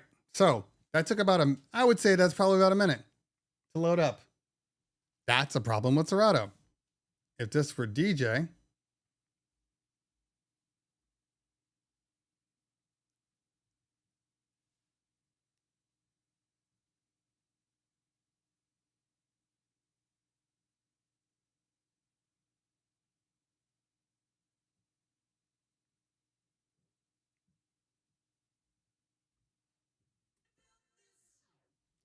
that was like 15 seconds. So you go from 1 minute to 15 seconds. That's quite impressive. Okay. Oh, that's what I was going to do. MIDI. Will this work? Because I don't have a controller in here. Let me pop a controller. I'm looking around like I don't have. Yeah, I got too much. All right, hold on 1 second. I am really excited about moving forward with our party. Yeah, I'm excited too. It should be a really good party. Just got a couple more questions before I sign the contract. So if you don't mind, let me just get out my questions here. One, what kind of lighting do you use? Specifically, do you use Chauvet? Yeah, I have a whole bunch of Chauvet lights, but I have a lot of other ones. There's a lot of good companies out there. Okay. Do you use RCF speakers? No, I use JBL and QSC, depending on the size of your party, but they're all good speakers. The last question, the most important question I have. Do you mix in key? Do I mix in key? Well, I mean, I was at a party once and the DJ played a transition that was completely out of key. I could not unhear it, ruined my whole night. Can I see your Serato mixed in key playlist, please? Okay. I gotta plug in. I still don't have my overhead, so you can't see this part, but it's more just to be able to see the MIDI. But I don't think I have enough power to do both the computer and the, I don't know what this is, what I just unplugged, but apparently it wasn't that important. Okay, sorry. I'm doing too much stuff now. All right, here we go. Okay, so. Okay. We have Rev 1. Rev 1 here. Now, if you go to your if you go into your MIDI, which in this case we have to make active, we're going to allow Serato to override hardware. That's key. And then we go over here and we click on MIDI. You have a silent cue option right here. So you just have to click on it. And what I would recommend doing, because for most people, you don't use all 8 cue points. I would put the silent cue point right here on cue point number 8. That way, it's always with your cues, so you know what it is, and it's easy to get to because you're always in your hot cues. That way, you don't have to move it over. But any of these things can virtually be remapped.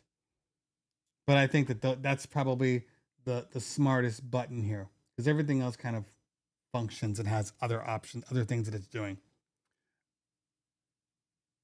I thought my son saying he said he was going to the gym. I still hear him. Okay. All right. What time is it? 11:46. Okay, we're doing well. We're doing well.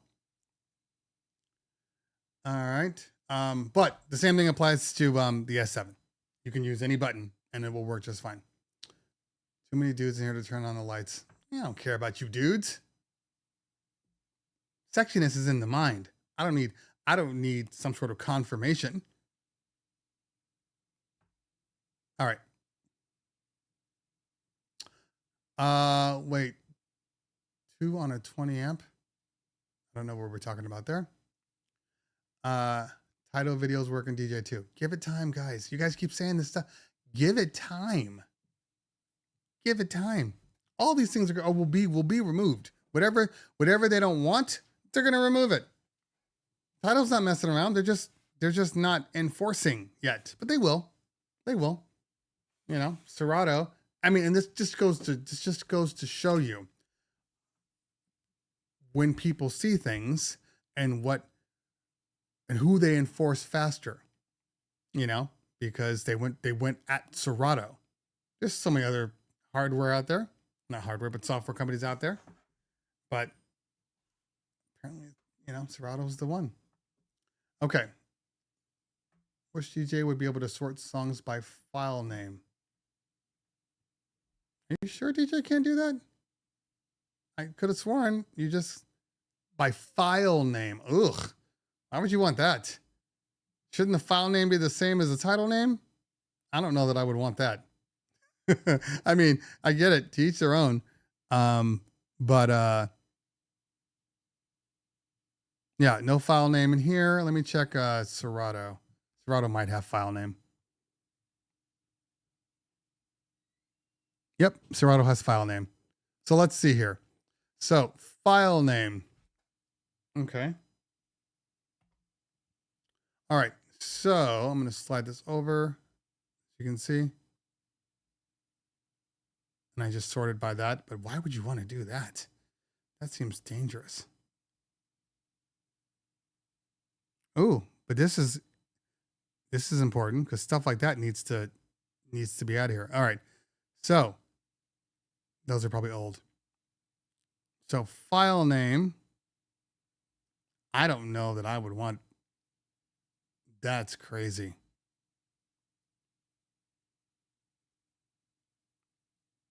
Because you're going to get a lot of this stuff, especially if you ripped CDs, like right here. This part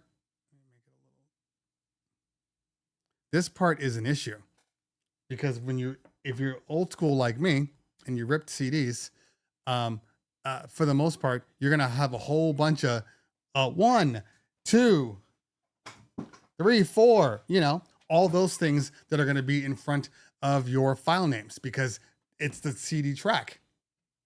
And then you sort by that and you're going to have a whole bunch. I mean, look, perfect example.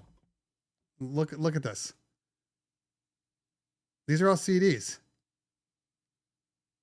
So this would not work for me at all.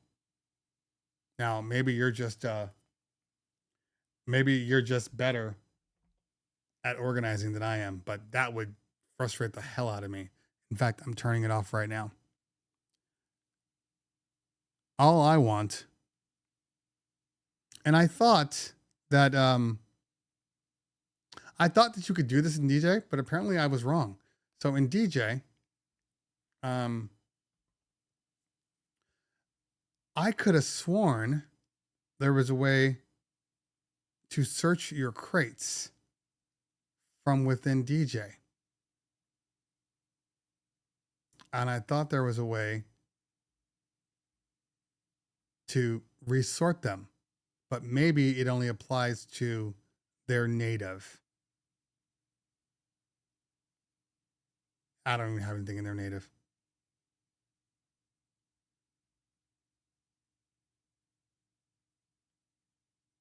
Here, let me add another one on here.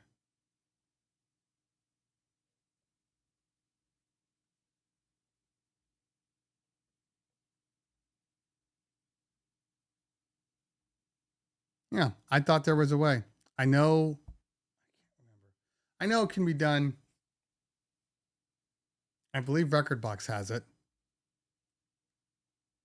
Let's check out Recordbox.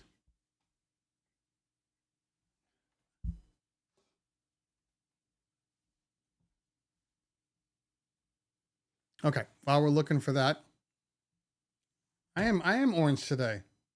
Nothing wrong with that. By the way, in case you guys didn't realize, orange is my favorite color. Always has been.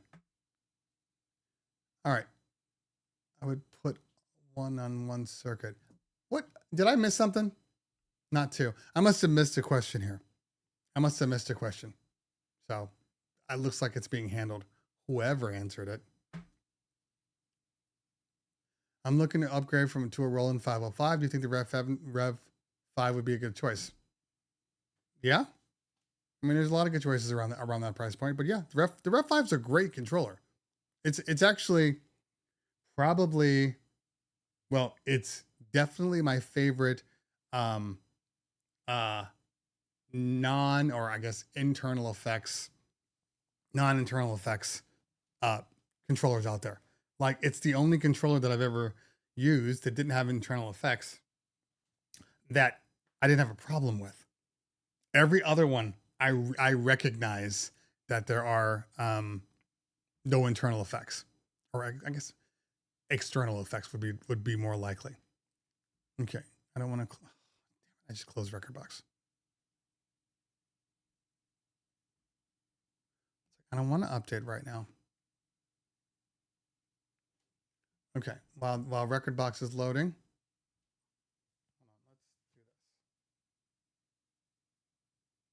All right, Recordbox has been on for probably another 10 seconds.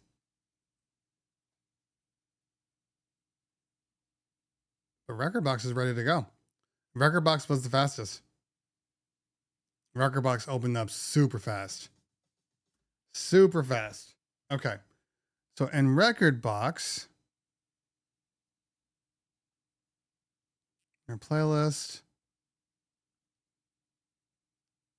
you can sort.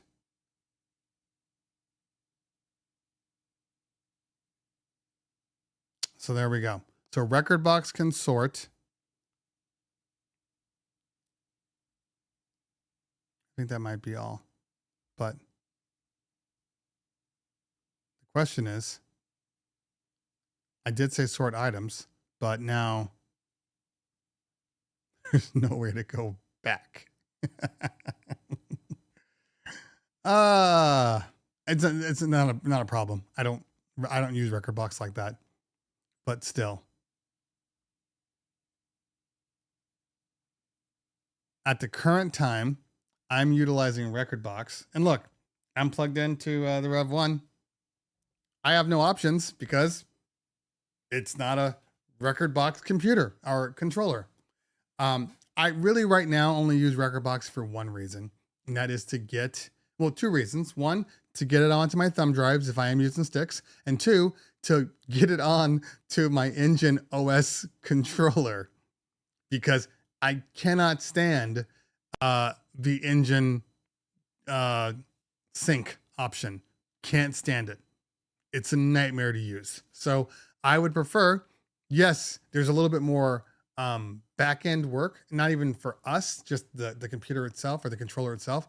Because basically, once you sync over to like a Rekordbox database, you can pop it in an Engine software, but it needs to read and analyze that. So if you're doing a full on, good size database of music, it's going to take, a good 20 to 30 minutes to finish. If it's like if I do my full on database, it takes forever to analyze, but it just works. It's easier. It just works easier. So anyway, okay.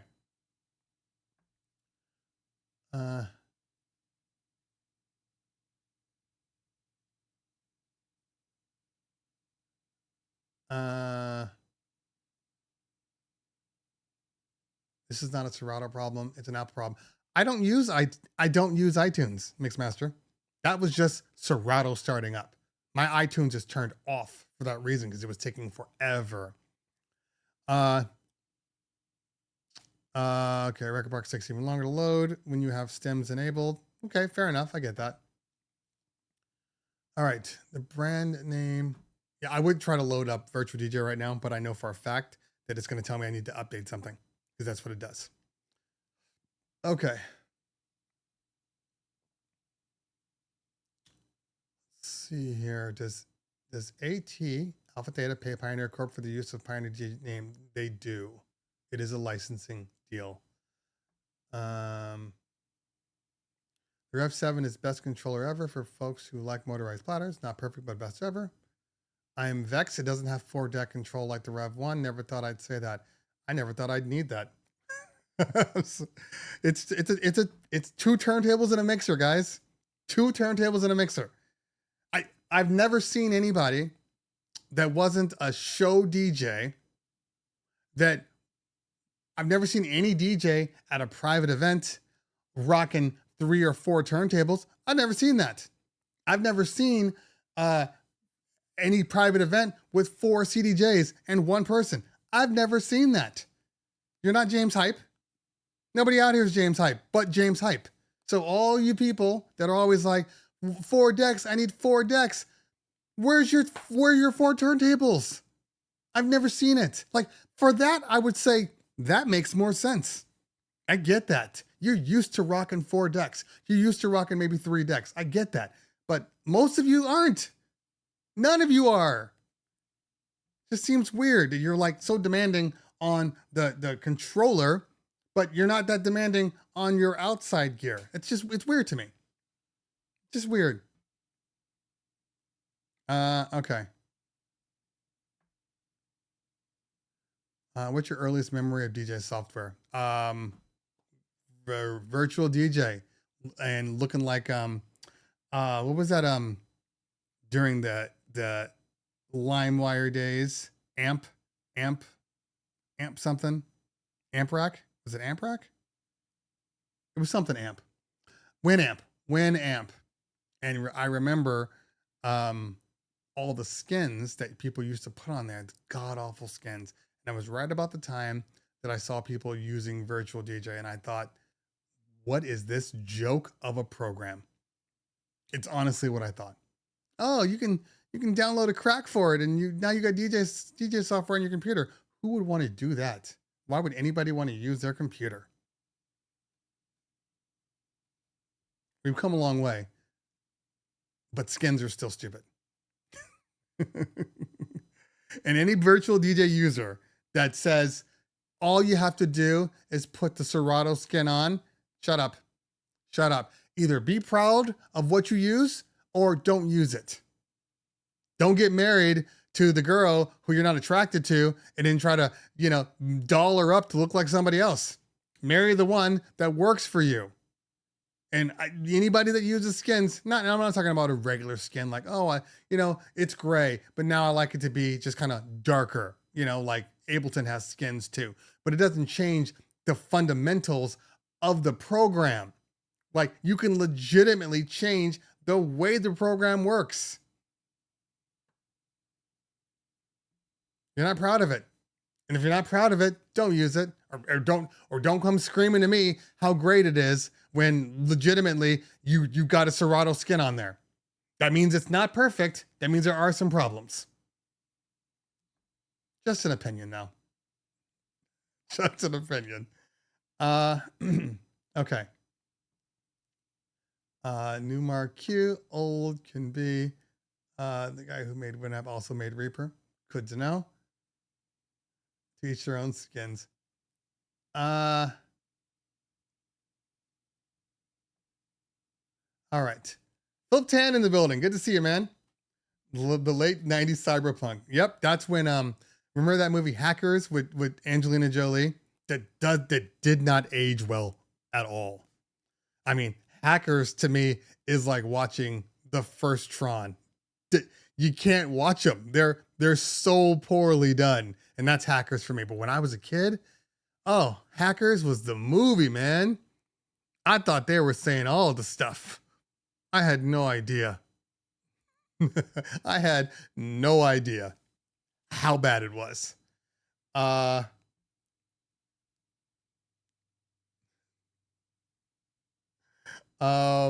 Beveled but not buttons. Oh, that was a horrible time to be alive. Yes, Mixmaster. The swimming pool scene.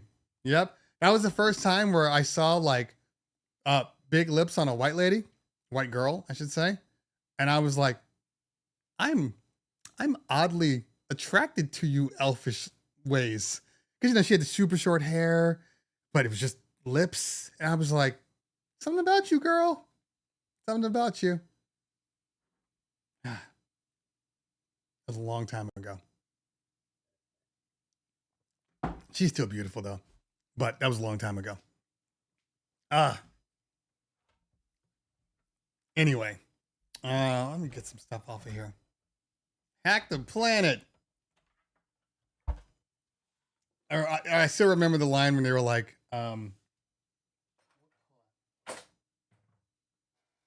anyway, if you can put 4 decks on a $275 controller, then you can put it on a $2,000 controller. Not the point. It's not the point. All honesty. Look, again, you use what you want to use. I'm not even saying I don't have a dog in this fight. I don't have a dog in this fight. You do what you want to do. Okay. Honestly, if you want to use every single track known to man, do your thing. Do your thing. But the reality is, I would say probably 90 to 95% of the people don't use more than 2 decks. And also, the only reason why they require 3 and or 4 decks is because they want to be able to run an auxiliary so they can EQ, or like whether it be like, I don't know, like a video montage or some other thing, or somebody gave them a phone and they want to run it through there. But most people don't want to DJ with 4 decks. Like in reality, like I get it if you are trying to do a mashup and that third deck comes in handy. So 3 decks, I understand more so than, oh my God, it's got to have 4 decks. If the controller has a dedicated mic, and in some cases 2 dedicated mics, like if you're using a SRT or a Flex 10, you know, you have 2 mic inputs. The Rev 7 has 2 mic inputs. I don't think I would use the Flex has 4 decks, never use a 4th. The 3rd could be used for auxiliary mic. That's it. That's it. That's it. So if you have a microphone and you have dedicated microphones, and you have a dedicated like aux, like the Rain 1 does, and the Rain 1 has dedicated aux with EQ, there's no reason for you to need 4 decks. Sorry, I'm listening. When kids are home, you got to listen for like how quiet it gets. And I know she's not a kid anymore. She's like, she'll be 11. She'll be 12. She's 11 now. Yeah. So when I hear quiet, I'm just like, what the hell's going on? Or more whining. What the hell's going on? Anyway, let's see here. Just got an email from Mix City with the new version as I watch you. I don't know. Mix City. I don't know. I don't even know what that is. Which battle mixer has the best mic implementation?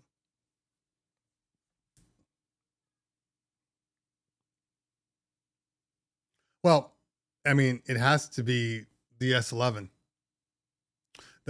Because I mean, the Rain 70 has no EQ, just has a tone. For whatever reason, Rain keeps going tone with their microphones and their battle stuff. Not quite sure why they're doing that. Because I think you need at least a 2-band EQ. I can rock with the 2-band EQ easily. That's easy stuff. Some DJs that I know who want 4 decks are because they aren't versed in using or making samples. I mean, even then, you don't need 4 decks for that. Nobody's really proven to me why you need 4 decks. Nobody. I mean, I get it. The reason that there are 4 decks is because 3 decks would be weird on a controller. So I understand the need for 4 just for symmetry, but I don't understand why people claim not that much. Look, if you use it, fine. But these people that are outright angry that there aren't 4 decks on things. Look right now. Okay, I have I've used the Rev 5 out. I've used the Mixon 8 out. I use the Flex 10 and the 1000 out. You know what I don't use? I don't use the 3rd and 4th decks. I don't remember the last time I switched over and like, oh, hold on. That's right. Deck 1 and 3 and 2 and 4. I don't click on those buttons. Those buttons might as well be MIDI buttons. Might as well be remapped to something else. I never switch over to the 3rd and 4th decks ever. The 2-band EQ, the 2-band mic EQ with adjustable echo is nice. S11 has a lot of gain too. This is very, very true. Very, very true. Yeah. So, and what time is it? All right, 12:07. Hey guys. This was a very productive day. But in a minute, I do have to leave because I have a roofing company to call and have them come out here and figure out what the hell is going on. Let's see.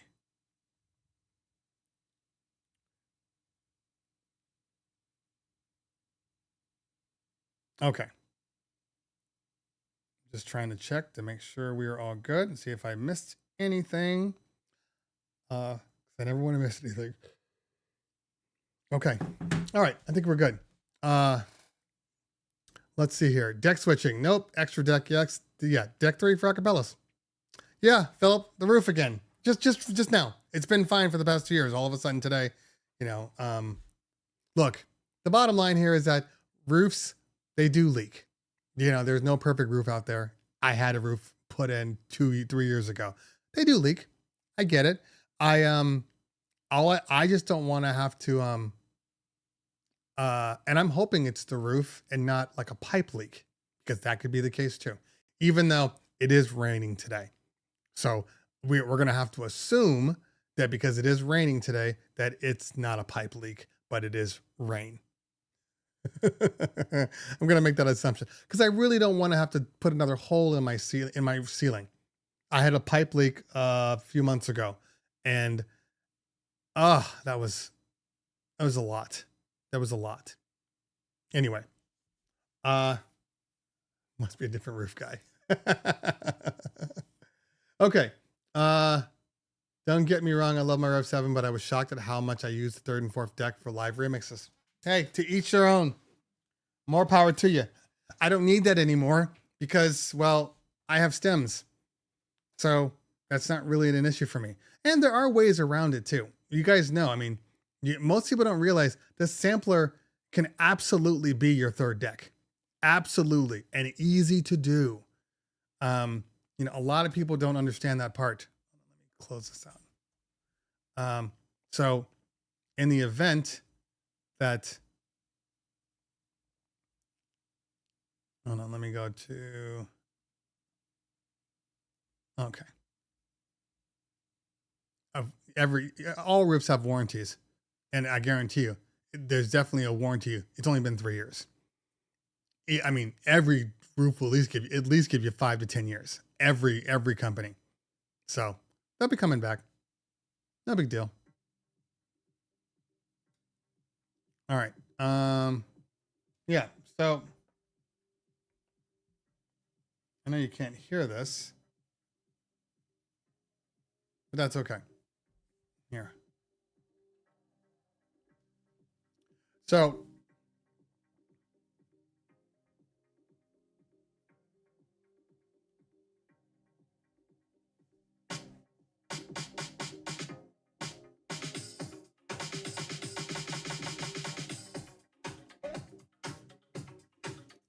all right. So in your sampler,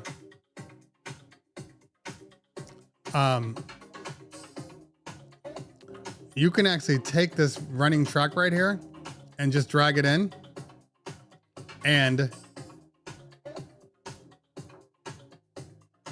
it'll still be playing.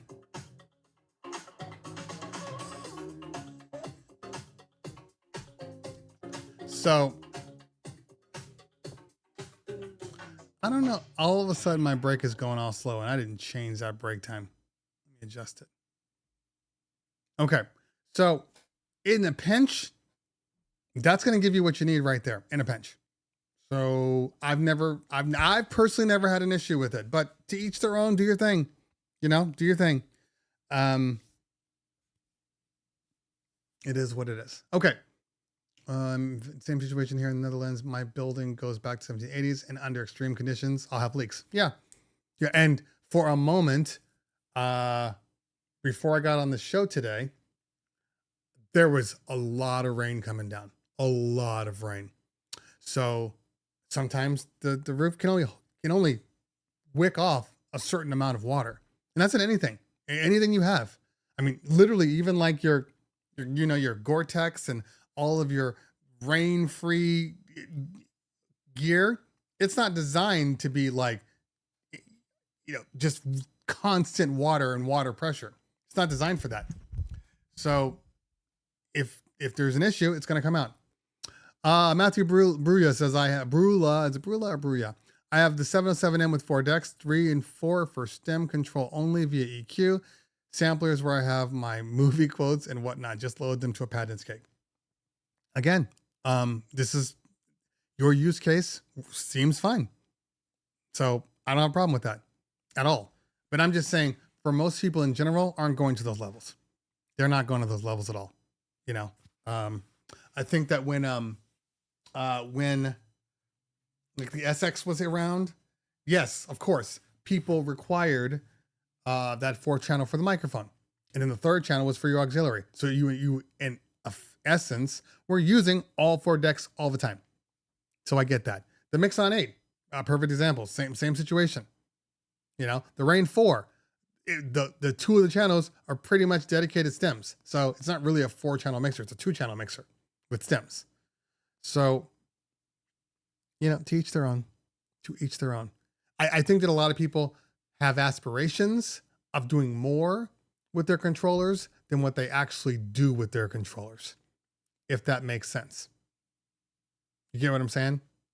Like, I just think that people, it's like when you're hungry and you go to a store, you go to a restaurant, and your eyes are just like this big. And you're like, oh, I want this and I want this and I want this. Or maybe at the end of the year, you got your New Year's resolutions and you're like, I'm going to start producing more. I'm going to start doing this more. So you're looking at products and you're buying new gear. I'm like, okay, when this gear comes, I'm going to do this. And when this gear comes, I'm going to do this, you know, and then you get the gear, you never do it. I have made many songs. Okay. Many songs, produced, engineered, many songs. I've produced them in Ableton. I produced them in Pro Tools. I've produced them in Logic. And when I tell you this, it's pretty much everybody out there. I bought at one point in Pro Tools, like the pack. I knew somebody at DigiDesign, or Avid, whatever you want to call it. And they gave me like one of those ridiculous deals. Okay. And like, you know, like the employee discount, like a plugin might cost you $500, but for them, it's like $7, like that kind of deal. So he was like, what do you want? And I'm like, oh my God, give me all of it.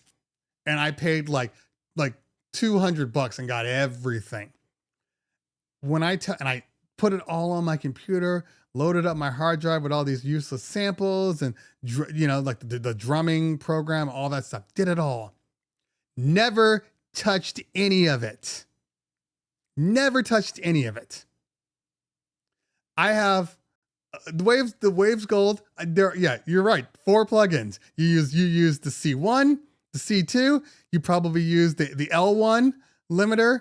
You know, and maybe one more. You know, maybe reverb. You know, but absolutely, that's the perfect example for what I'm saying here. I have an Ableton Push 2. I bought the Ableton Push 1.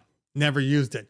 I'm like, there must be a reason why I'm not using it. Oh, it's because it doesn't have color. The new Push 2 has color and it has all this. That's the one I needed. That's why I'm not being productive with it. So I give my Push 1 to my partner. Take it. Get a Push 2. Never touched it. It's in a case. I used it for like 20 seconds. Have not used it. And it's a great device. But sometimes our aspirations are bigger than our time, our skill sets, whatever. So when the Push 3 came out, and it's an Ableton, but it's also an all-in-one, for a moment I was like, well, damn, this might get me making music again. It won't.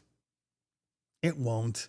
Right now, I'm on Ableton 10 because I didn't like 11, didn't feel the need for it.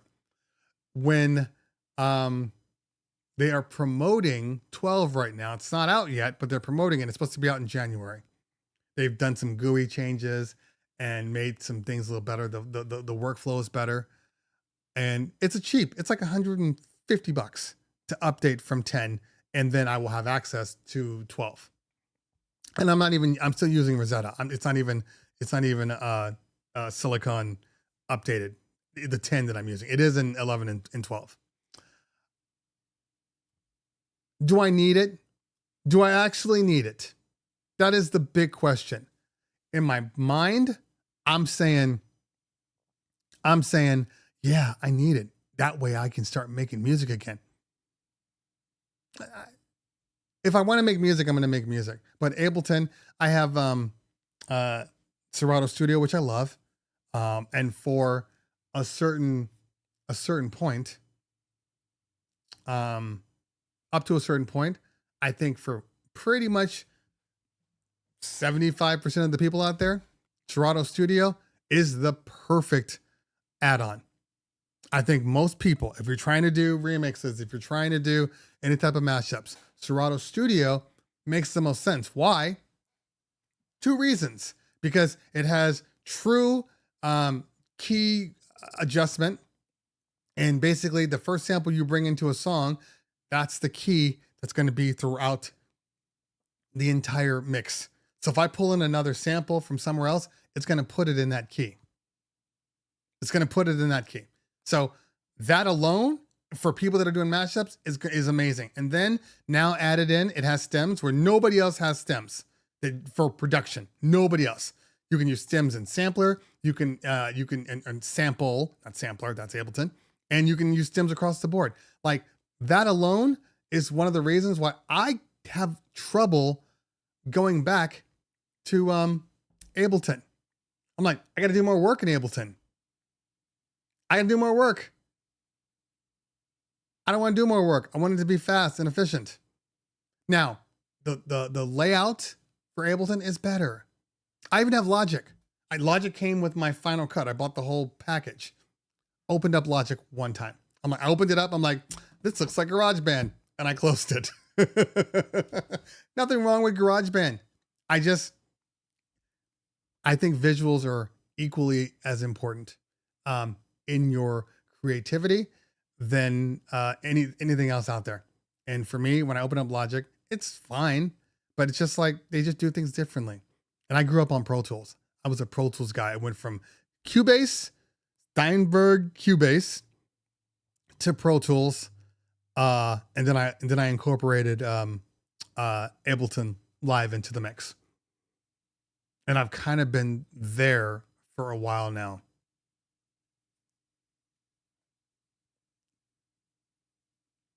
There's a reason that, old school compressors and tube amps and all these things are still around. I have never seen what Serato Studio looks like.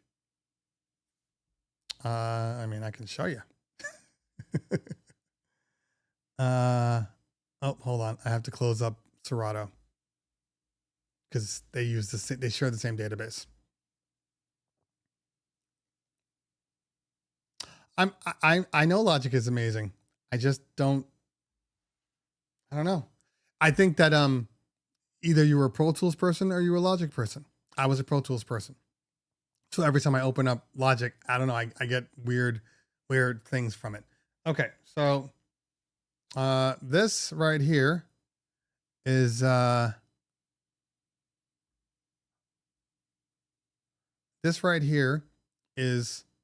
Serato. Let me give one that I know that I've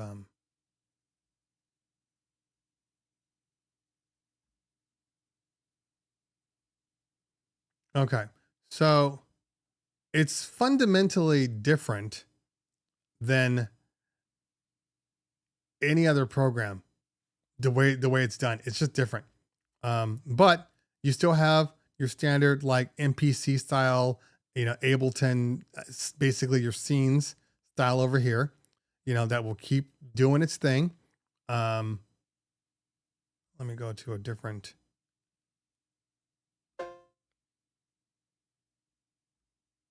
Oh, I'm missing files. That's the problem. I'm missing files. This has been happening for a minute now. It's kind of getting on my nerves.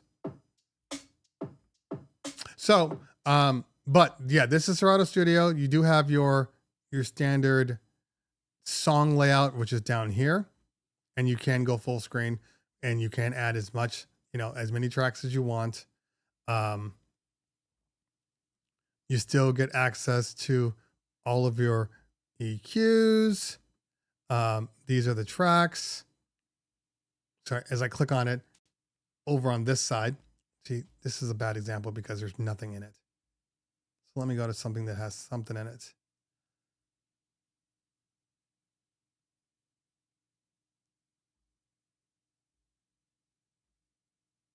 I just got my new update. See, it's doing this weird thing all of a sudden. I got to update. Okay. So wave file, this is your MIDI stuff. It is mappable, but you can also use it for, and then you can literally just click if you choose to and go old school and just use your keyboard for all this stuff. You can also use,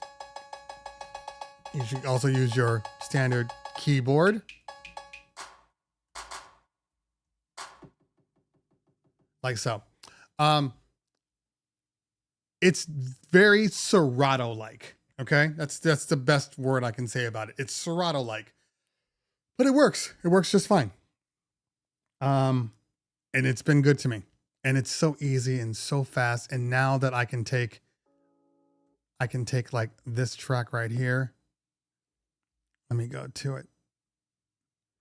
No, I have to go eat soon because I am starving. It's been a minute since I've touched this thing. Where are you, Paul? There we go. Okay. So, so this is a Paul Simon sample. Okay. So now, because it's Serato, I can take this and I can get rid of all the stuff.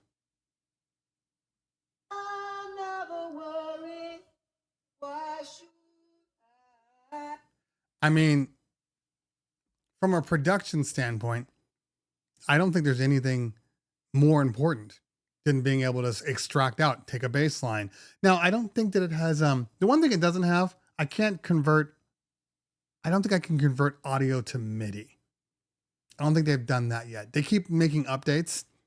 And so I'm not apprised of like every single update that comes out. The last update allows you to record, like you can now bring in actual instruments and record via an audio card. So it's easy. Is it the most powerful? No, but it's getting there. It's getting there. And I can do, stuff like that on the fly, just get a drum beat on the fly.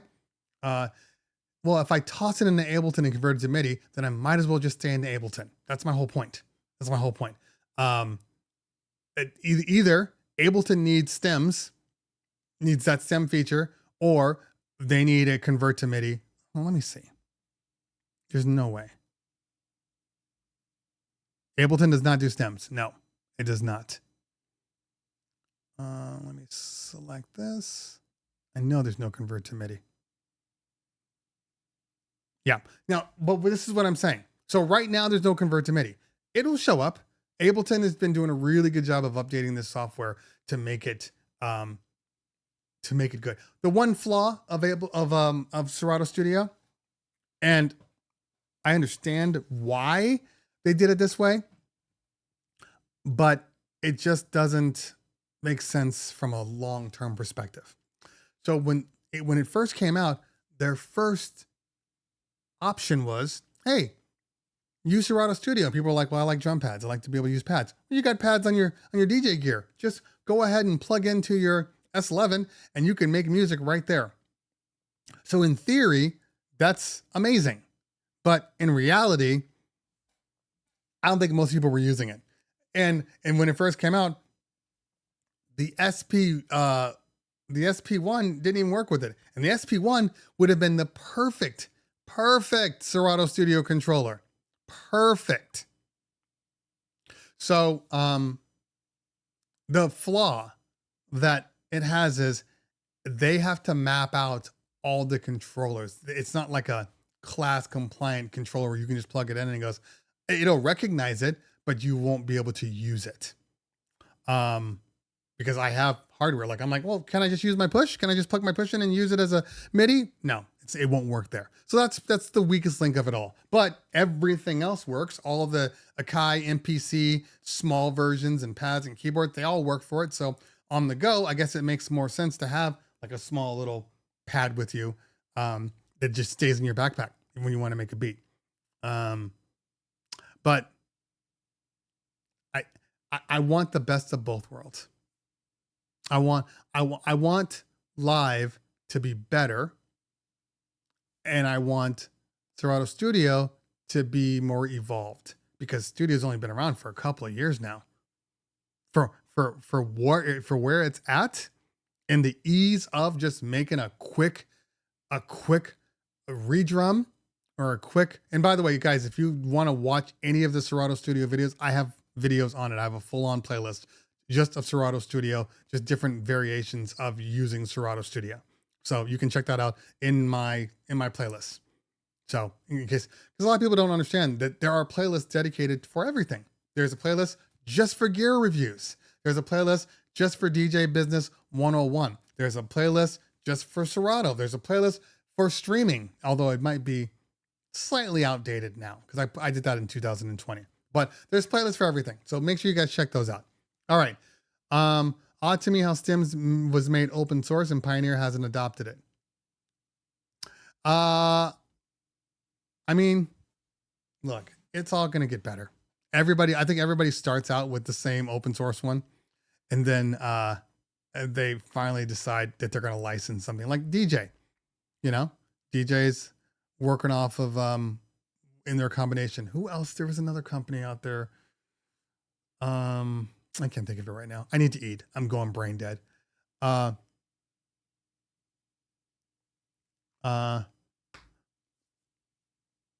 Yes, Trevor, completely understand, but it's the easiest one to implement really fast. Roland and their sequencer drum machines. I used to love those guys. I had them all when I was deep into production. I do want to get back into production, but mostly just for my own edits. Because I think it's really important that if you want to continue to DJ, and I'm not talking about, you do private events or you do corporate.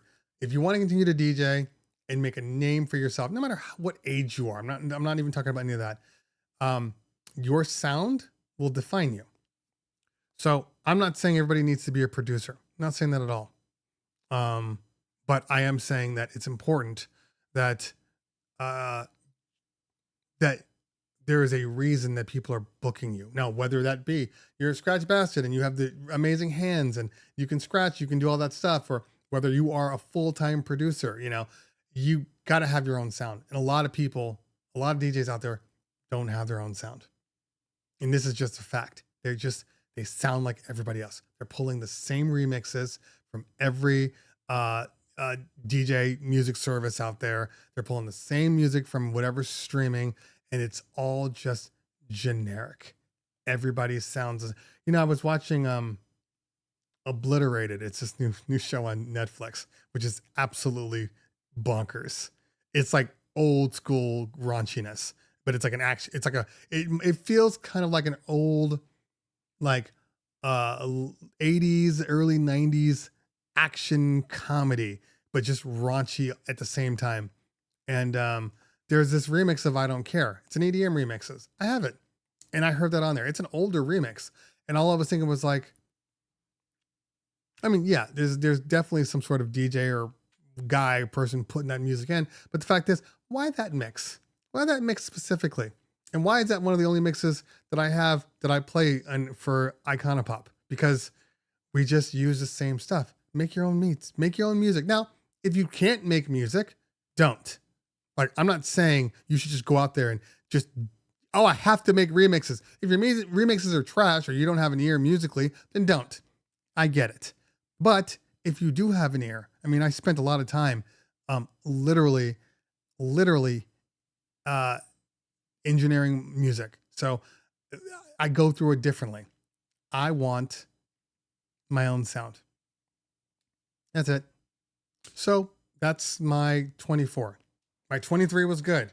I said to myself, I will DJ out more. I will DJ clubs more. I will make it a point to get out there and just represent. And it was fairly successful last year. And because of that, I have several recurring spots that I do now because of me just going out. So that was my goal. This year is definitely really developing my personal sound. Not talking about, oh, I'm doing a bar mitzvah, I'm doing a wedding, I'm doing a corporate event. That sound is that sound. But my own sound. When I'm out doing my thing and people are going, yo, who's this DJ? That's the key. When will Serato improve effects in library? Think they will bring the phone app like Rekordbox? I don't know that they will have a phone app. I mean, if you're following suit, I mean, Virtual DJ doesn't have a phone app, and they seem to be doing just fine. The phone apps are not the end of the world. Are you going to open your market up if you come out with like an iPhone app? Absolutely. Absolutely. But their focus is on a rewrite because they need a rewrite. We need a rewrite. We need a new database. We need new internal effects. And we need more features in Serato. This is true. This is true. Still works, but we need more features. We'll see what happens. When at NAM, I will I'll be at NAM obviously this year. I will interview a couple of Serato people. In fact, Matt Cut Corners, who's integral in Serato's stuff. He'll be there. And I'll pull him aside. We'll do an interview. I thought Serato and VDJ both have apps. Serato has an app. It's called Serato Remote. And when it first came out, it was amazing. Now it's silly. It's silly. They haven't updated it in forever. Half the feature set on there aren't even things that people use anymore. It's just silly. But there is an app, but you can't really do anything with it. The same thing with VDJ. You can control certain aspects of it, but you can't. It's not DJ software in your hand like Algorithm DJ. It's not that. So we'll see. We'll see what happens. The next year absolutely needs to be Serato's rewrite year. If they don't come out with a rewrite in 24, I'm going to be seriously concerned with their future, in all honesty. Am I streaming next week? Yeah, I'll be on next Thursday. And if they don't update by then, I mean, I might be on DJ. I'm going to give myself, I'm waiting on the T7. Once DJ updates and allows me to use the T7 with my computer, because I don't really care that if it does works on the iPad or not. I'm going to bring my computer. That's where all my music is. But once that happens, I'm going to go exclusively DJ for at least a month. I'm only going to operate in DJ. And then I will give my full-on review. And that might, who knows? That might be the point. Oh, excuse me. Oh, that might be the point where I say, I'm DJ for life now. You never know. Just got the Reload Mixer so I can use my phone to mix. It's a good time to be a DJ. That's all I'll say. I've seen a guy at NAM running Serato Remote on an iPad Mini and some tiny turntables and a small mixer all in the battery. That would be amazing. I mean, if you're gonna do something crazy, make it a novelty. I love that. Absolutely love that. All right. It is 12:37 and it is time for me to go because I think I have I got a 1 o'clock Google Meet. Oh, they snuck in. They just love to sneak in, don't they? Oh well. So I definitely got to eat now. If anybody's out and about and you happen to live in the Santa Monica, Culver City, Marina Del Rey area, I'll be at Brizo's. They got amazing food at this restaurant from 3 o'clock to 8 o'clock on Saturday. And then the next time you can see me, I will be at Coppermine on the following Friday from 10 till 2. So no more parties for me. Maybe that'll give me time to edit some videos and put them out. I will say enjoy your new year, but I plan on seeing everybody next Thursday for the last official video of the year. The name of the restaurant is called Brizio's, Brizio. Brizo. It's in Marina Del Rey. It's at I forget the hotel that it's at, but it's right there. Anyway, maybe we will do a end of year live top results thing. I think I will do that maybe for next Thursday. Anyway, did GJ say you? Okay.